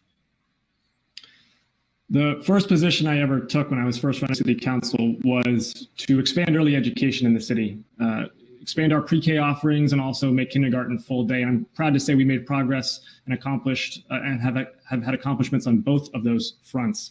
We need to have a national early education initiative, and I fully support Vice President Biden's plan for that. We also need paid family and medical leave. We know that's good for parents. We know that's good for kids. We know that's good for the economy. And now, the final point I'll make, and it seems a little dissonant, but bear with me, is we need a moonshot nationally for research and development on Alzheimer's and an Alzheimer's cure. People between the ages of 30 and 60 right now are increasingly being sandwiched between dependent care for their kids and dependent care for their aging parents, and it's disproportionately falling on women. Curing Alzheimer's, treating Alzheimer's would be a massive public health and economic win for women in this country. Jake Auchincloss, thank you so much. 60 seconds next to Natalia Linos. Tim, I'm a mom of a 7-year-old and 3-year-old twins, and as a working mom, this is top of mind. I worry deeply about gender inequities widening because of this crisis. Women who traditionally take on more of the childcare as well as the elder care role, staying home over the next 6 months, 12 months, 18 months, maybe even 2 to 3 years. And so my COVID-19 plan, which is long, it's a 26-page plan because I'm an epidemiologist, puts childcare and school openings at the center. I call for bars and restaurants to stay closed so that we can get kids back to school, both because we need them to get their education, but also to allow working parents and working moms to do the work that they need to do. The childcare industry as a whole got a smaller bailout than Delta Airlines alone. That is a huge mistake, and a lot of the experts are warning that this will put us on a path for a childcare crisis that was already bad. Parents were already having a hard time finding affordable childcare, and now for the next 2, 3, 5 years, it will be even so much harder. As a mom, I feel that this has to be raised in Congress, and I will be the strongest advocate of the group. Thank you, Dr. Linos. 60 seconds next to Jessie Mermel. So the way the question was asked tells you everything, right? It's about women and families, because we know that women disproportionately bear the burden of childcare and care in general. And we know that women and people who menstruate have been disproportionately impacted by this crisis. I think we need to make sure we tackle 4 things. Early education and care. I am a big supporter of Congresswoman Clark's Child Care is Infrastructure Act. figuring out how we safely open schools, and that might take longer to happen than we like. I'm very proud to be endorsed by the Mass Teachers Association in this race. Paid family and medical leave, and reproductive justice. I want to do a slightly deeper dive on paid leave. I was on the 8-person team that negotiated paid family and medical leave here in Massachusetts. It took us 7 months. On day one, we didn't even agree on the problem that we were trying to solve for, but we came out of that room with a nation-leading piece of legislation, the strongest paid family and medical leave law in the country, that tackles economic inequality, racial inequality, gender inequality. We cannot reopen our economy. We cannot lift up women and families if we haven't figured out paid family and medical leave. I want to take the muscle that I've built on that issue here in Massachusetts and take it to fight for the people of the 4th Congressional District in Washington. Jesse Mermel, thank you so much. We move on to 30-second responses, and Ben Siegel, first to you. Look, we know that many communities have already decided not to reopen up their schools in person, and the education inequality gap is widening as we speak. 10% of K through 12 students don't have internet still. 20% don't have a device. So we need the federal government to provide grants to states, to these schools, so that the education inequality gap is not continuing to widen. Everyone should have broadband, and everyone should be able to have access to devices so they can learn virtually. Ben Siegel, thank you so much. Other 30-second responses to this topic, or else we will move on to our next question. All right, we will move on next then to our live questions that are being submitted via Facebook this evening. And our first question comes via RJ from Milford. And his question reads as follows. Healthcare has always been the center of debate in Democratic circles. Do you support a Bernie Sanders Medicare for All plan, or would you support expanding Obamacare? And for this question, we'll open up with 90 seconds with Councilor. I grew up in a healthcare family. This issue is personal to me. My brother is on the front lines of COVID response at the MGH, and my dad is Tony Fauci's number 2. So our kitchen table has been the national healthcare debate for as long as I can remember, from patient to provider. Healthcare is an incredibly complicated issue, and I think it's important to start with principles. I have 3 core principles. Number 1, healthcare is a human right. It's not a job perk. Being sick is scary enough without having to worry about going bankrupt because of it. Number 2, women must control their own reproductive decisions. That means Title X and Planned Parenthood funding and ending the global gag rule. We have much work to do there. And number 3, investing in basic medical research and in the teaching hospitals that advance clinical care is the best way that we cure patients and a really important engine of the Massachusetts economy. I believe that expanding Obamacare with a public option and by strengthening the individual mandate is the best way we can achieve those 3 principles. Obamacare was a good law when it was passed, but it has never fully had the chance to succeed because Republicans have thwarted it at every turn in most states in this union. Let's finally allow Obamacare to realize its full potential, and let's finally get Americans the quality, affordable care that they deserve and the drug prices that they need. Councilor Auchincloss, thank you so much. 60 seconds will now be given to Dr. Linos. Tim, I believe health is a human right. Access to healthcare is a right, and we can only get there through Medicare for All.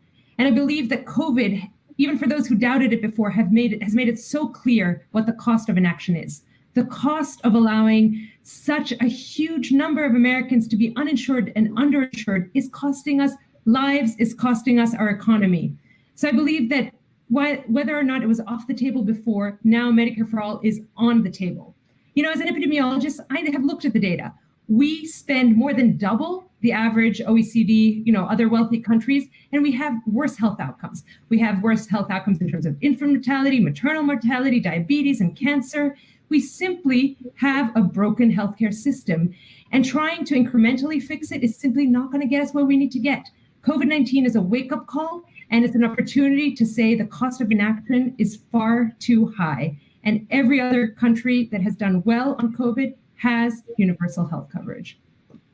Thank you so much, Dr. Linos. 60 seconds next to Jesse Mermel. We need Medicare for All, period, full stop. I've committed to join the single payer caucus in Congress on day 1 when I'm in Washington. There's no question to me that Medicare for All is the path we need to be on if we want a healthcare system that people can afford and access, and if we want prescription drug prices that, frankly, don't cause Americans to lay awake at night with worry. And I say that as someone from a family where that has certainly happened. My father has been battling, and I do mean battling, prostate cancer for 16 years now, and the cost of just one of the prescriptions that he needs to keep himself alive is absolutely mind-boggling. I am incredibly proud to have the endorsement of frontline health workers, everyone from home health aides with SEIU to the nurses on the front line at the Mass Nurses Association in this race, the people who know exactly what it's going to take to fix our frontline, to fix our broken healthcare system. The workers on the front line are with me in this race. I support Medicare for all. I most certainly believe that healthcare is a human right. And I want to take the experience that I have uniquely in this field, having worked directly for 2 different healthcare service providers, to Washington to make sure that every American has access to the healthcare they deserve. Jesse Mermel, thank you so much. Our final 60-second response goes to Ben Siegel. Yes, well, look, I agree with everyone else that we have to start with making sure we pass paid family and medical leave. Absolutely. The second thing we need to do immediately is make sure that our government can negotiate prescription drug prices under Medicare, because right now we can't. And if we can change that law, we can save over $500 billion in over a decade on prescription drug prices, because we know the 2 issues are both accessibility and affordability. Now, I believe we will get to Medicare for all one day, but I believe right now we need to strengthen the ACA, add a public option, and expand Medicare from 65 down to 50 for 3 reasons. Number one, switching to a single payer Medicare for all is going to take time. We can't just do it over the weekend. And I'm not willing to not allow someone to get the coverage they need and the support they need, so they're not deciding whether to spread COVID-19 or to put food on the table. Number 2, we're going to have to make sure that we understand all the consequences of such a system in Massachusetts, who is 98% covered, but it's the affordability piece. So it's going to take time to do all of these things. Ben Siegel, thank you very much. We move on to 30-second rebuttals, and first we'll go to Jesse Mermel and then Natalia Linos. Jesse, you first, please.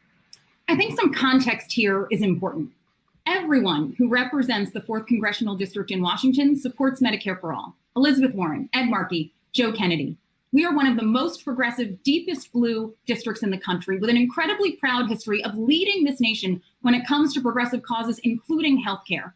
We don't want our district to go backwards. We want our district to move forward and continue to be a leader. And I think we need to make sure we elect someone whose values are consistent with the progressive history of this district.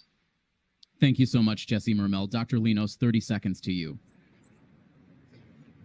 Negotiating drug prices is critical, Ben. I agree with you, but we can do that so much better if the entire system is Medicare for all. The government can then control all that negotiation. We need to think smartly. We need to think smartly around efficiencies. We need to think smartly about who has been left out. And COVID-19 has simply shown us that the deep, deep inequities of who is dying at disproportionate rates is unacceptable. Because your platform is one about racism, I want you to reconsider this stance on Medicare for all. Ben Siegel, as you were mentioned, 30 seconds to you, please. Yes, like I said, I think we're going to get there one day, but we can't be all or nothing, because who gets hurt every single day when we're nothing? It's the everyday person. This is going to take some time. So we have a system that's not perfect, but let's strengthen that system and let's make sure we get on that path to Medicare for all, right? And so we need to strengthen at the public option, and we need to make sure we expand Medicare. I'm not willing to sit on the side and say you're either all for me or you're against me, because everyday Americans are going to fall through the cracks. Ben Siegel, thank you very much. Our final 30-second response for this topic goes to Jake Auchincloss. One area that we haven't discussed enough is biomedical research and development. It's an important driver of the Massachusetts economy, and more importantly, it is the way that we're going to get out of the COVID pandemic, and it's the way that we cure patients for a whole host of diseases. As we speak, a cure for cystic fibrosis has been enrolled in Massachusetts. As we speak, a vaccine for COVID-19 is being developed in Massachusetts. We need to make sure that the brilliant scientists and researchers who come to Massachusetts from abroad and here are able to do their work. And that requires a thriving private marketplace as well as a public option. Thank you all very much. We move on now to our next live question, which comes to us courtesy of Darlene from Hopkinton. And her question simply states, what are your thoughts and plans to relieve student loan debt? And for this question, we begin with 90 seconds with Dr. Natalia Linos. Thanks so much for that question. Clearly, student loan debt is top of mind, especially for students who are graduating this year, next year, and entering an economy where there are no jobs, where there are really few opportunities. But even before COVID, too many students, and too many students of color, too many students of lower income households have taken on debt that is simply unmanageable. They cannot go into the professions that they want to go to, into public service. So I believe that we need debt relief today, especially because of COVID. And I think we need to put in place measures so that this habit of allowing, students to take on such loans is not possible. So let's move to free education at the community college, highly subsidized at every other level. For public institutions, it should be free. For private, we should make sure that students are not taking on these loans that they can't handle. But I feel, as a mom of 3 little kids, I feel for, will we ever be able to support our kids given the rates of college tuitions? I myself, was able to repay some of my college loans, but it is such a struggle for everyday Americans, and we need to end also the borrowing. So I believe that there's much more that we can do today, and we must do it for those who have graduated recently, because COVID is really not giving them an opportunity to get the jobs they need. Thank you so much, Dr. Linos. Our first 60-second response will go to Jessie Mermel. $1.5 trillion in student loan debt was holding Americans back before COVID, and we have to imagine that that number is going to grow significantly once we're able to assess it in light of the economic crisis we find ourselves in. This is absolutely a racial justice issue. This is absolutely a gender equality issue, and it's something we have to tackle. I support free 2- and 4-year college tuition for public colleges and universities. That's for community colleges and for technical schools as well. I absolutely support using every tool in our toolkit to make refinancing student debt possible, debt relief, refinancing. And if you do need to take out a student loan because you've decided to go to a private institution, we need to make that easier for you to do. We need to make it easier to regulate interest rates as they change in the student loan market.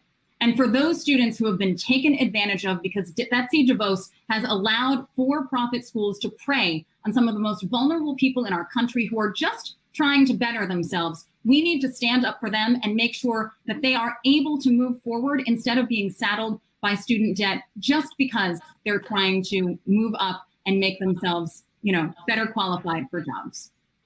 Thank you so much, Jessie Mermel. 60 seconds next to Ben Siegel.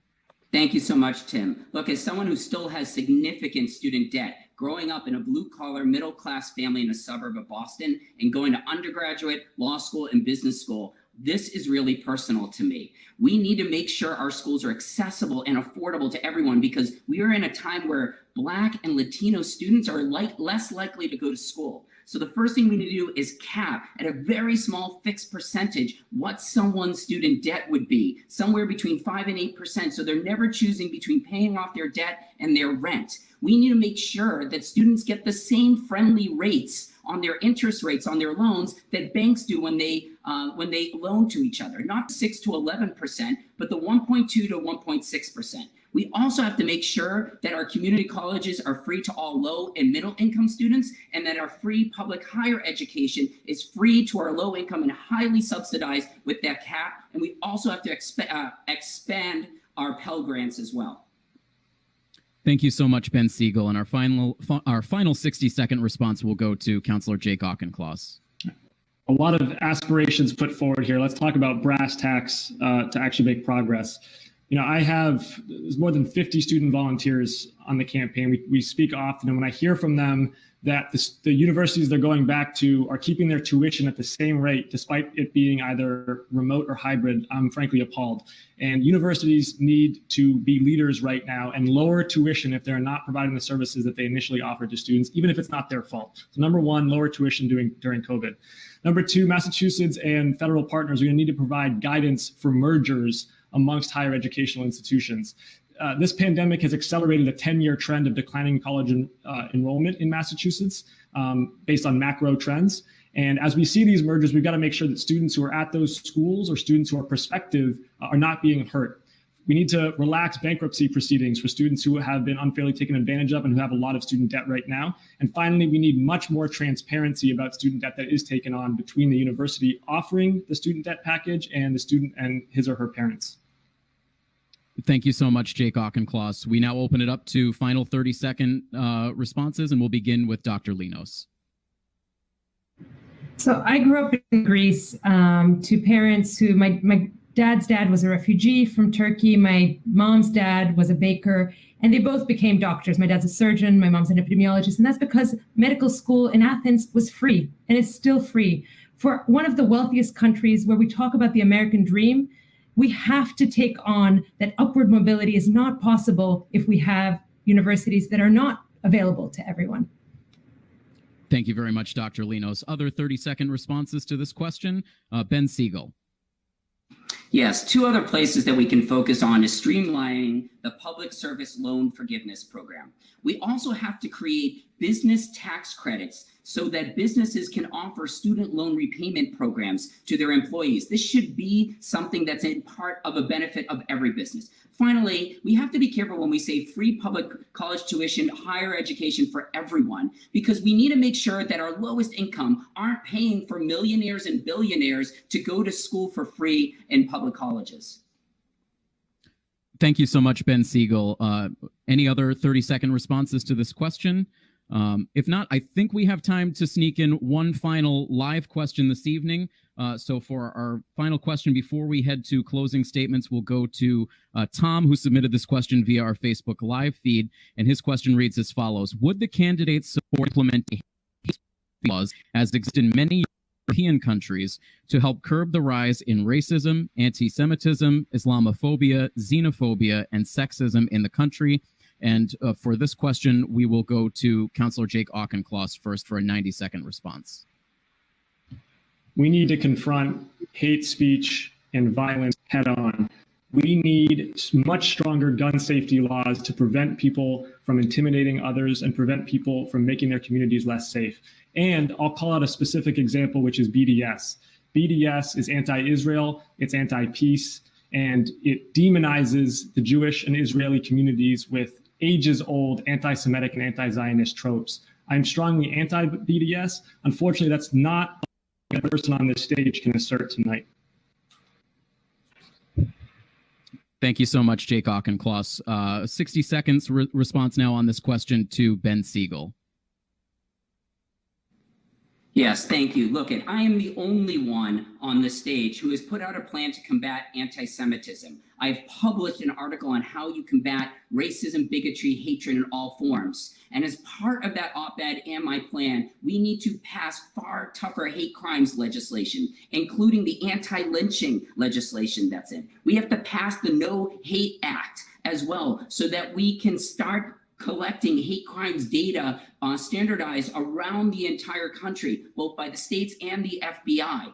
We need to prosecute our hate crimes as much as well. And similar to Jake, I too, except I'm not just talking about, I've been in the trenches fighting BDS for the last 20 years. It's something I feel very, very strong about.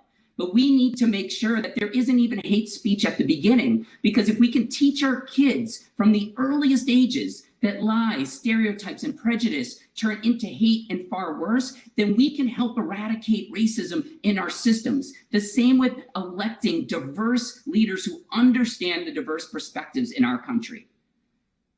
Thank you so much, Ben Siegel. Jesse Mermel, 60 seconds to you.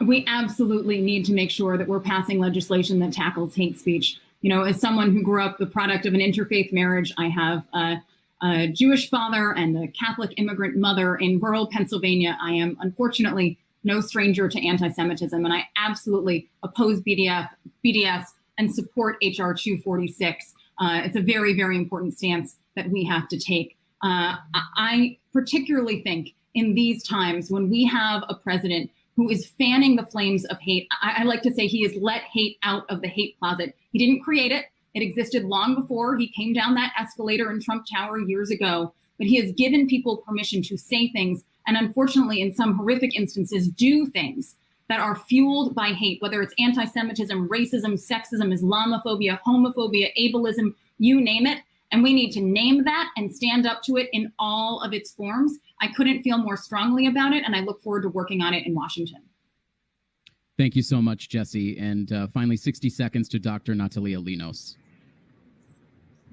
I agree. I feel tremendously support of doing more around hate speech. And, I did mention earlier that I grew up in Greece, and I have been surprised by what is allowed under, so I do think there's a lot to learn from the international environment about what constitutes racist language that is violent, anti-Semitism that can lead to gun violence, and, Islamophobia, as well as anti-homophobia, transphobia. So I do think we need to start having that conversation of where is free speech and where is actual violent speech that puts families and communities at risk, both in terms of their mental health and their physical health. As a public health expert, I know that racism kills. I know that it kills explicitly through police violence, but also implicitly through actions and words and biases. So I will not allow for hate speech and systemic racism to continue. Thank you so much, Dr. Linos. A 30-second rebuttal to Jake Auchincloss. Well, I think Jessie Mermel owes a straight answer to the constituents of the Massachusetts 4th, because on her Massachusetts Peace Action questionnaire, she says that she would oppose anti-BDS legislation, including HRS 246, HRS 496. So when she's talking publicly, she opposes BDS. When she is giving answers to questionnaires, she's for BDS. I think that's a straight answer. Yeah, I appreciate that you're grasping at straws here, Jake. But yeah, I absolutely checked the wrong box on an incredibly opaque, confusingly worded questionnaire. We have updated that. I don't know if it's posted on the website, but we've updated it. I appreciate the opportunity to clarify, both in this race and before. Every time I've spoken publicly, every time I've spoken privately about BDS, I have opposed it. I have supported HR 246. I have J Street pre-primary approved status, an organization that adamantly opposes BDS.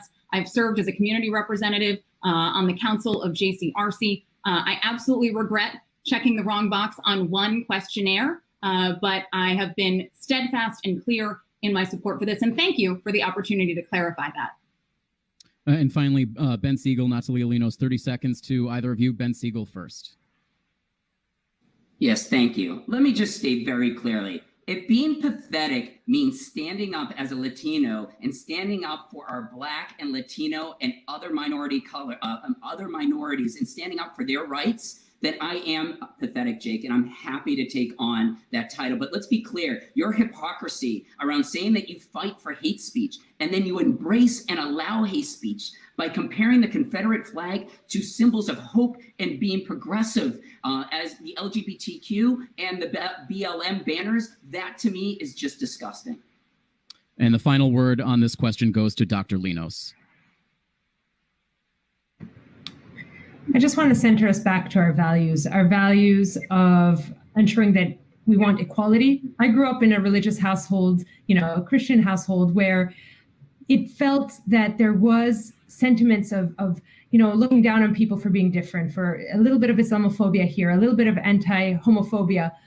And I grew up having to try to come to terms with that. And I know many people across the district are trying to come to terms with that. We need to speak up when we hear it very quietly and when we hear it loud and clear. I think hate speech, there's a spectrum, and we need to be open and to speak out against it across the entirety of the spectrum.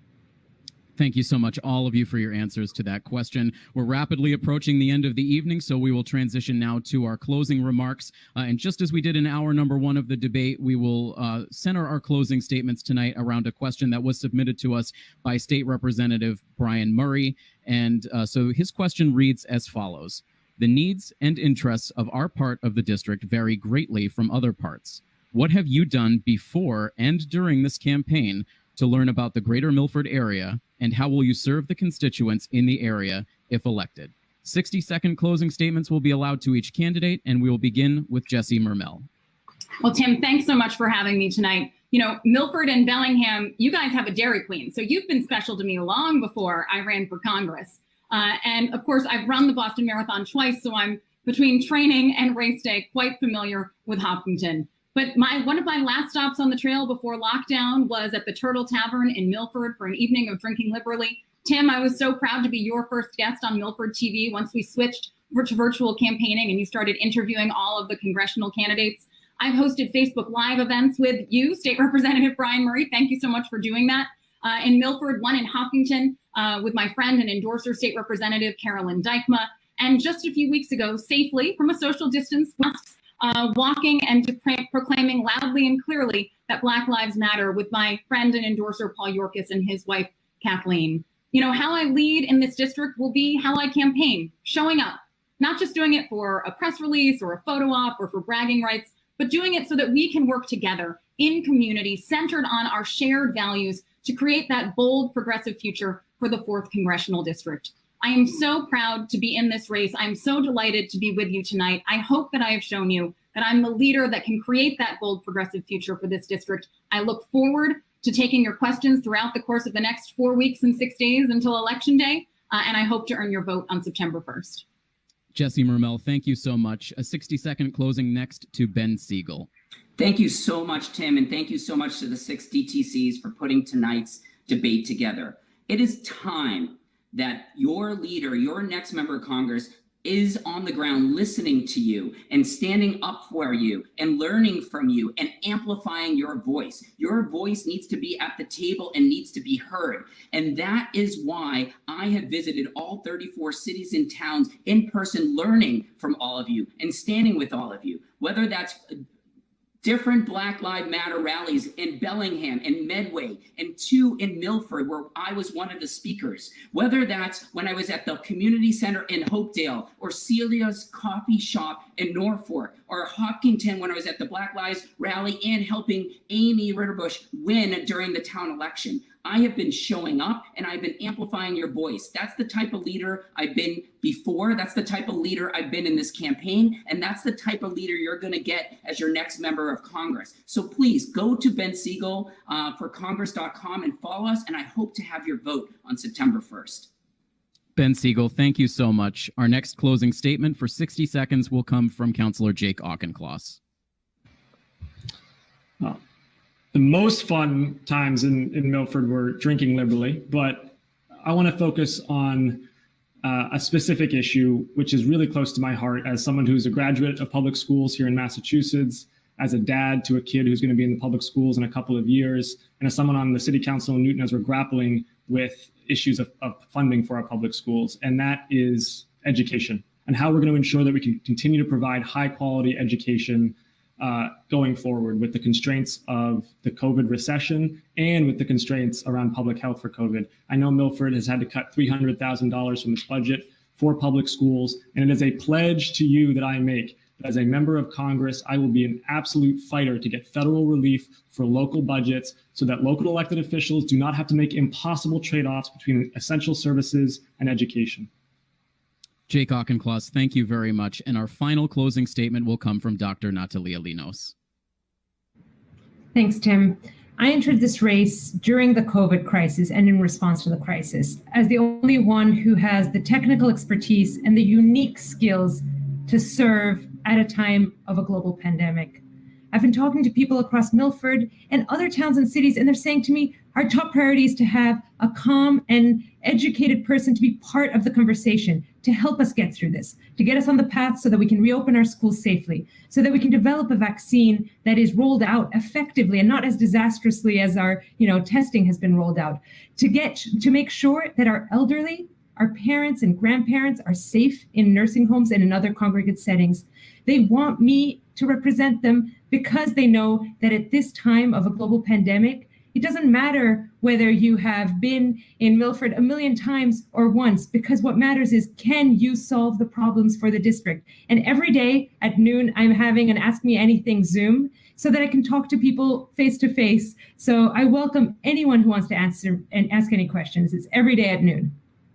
Thank you, Dr. Linos, and thank you all so much for joining us tonight. This concludes our second and final hour of the debate. As we wrap things up for this evening, we want to share with you the ways that you can connect with each of the candidates involved in this hour of the debate via social media. And as we bring things to a close tonight, we want to thank, once again, all 9 Democratic candidates for joining us this evening. We also have to thank the organizers for tonight's event, Brian Cole and the Democratic Town Committees from Bellingham, Hopedale, Hopkinton, Medway, Milford, and Norfolk.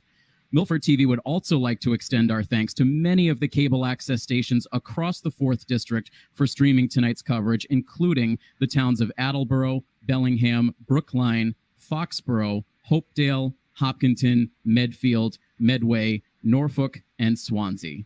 And we want to let everyone know, if you missed any of tonight's debate, we will have the entire 2 hours up on our video on demand site very soon. You can access that at vod.milfordtv.net. We also understand a number of the cable access stations that were a part of tonight will also make tonight's event available for rebroadcast. Once again, to Ben Siegel, Natalia Linos, Jake Auchincloss, and Jesse Mermel, and all of the candidates, thank you once again for a spirited evening of debate. And thank you to everyone who has tuned in tonight. And from all of us at Milford TV, I am Tim Coet. Good night, everyone. Thank you, Tim.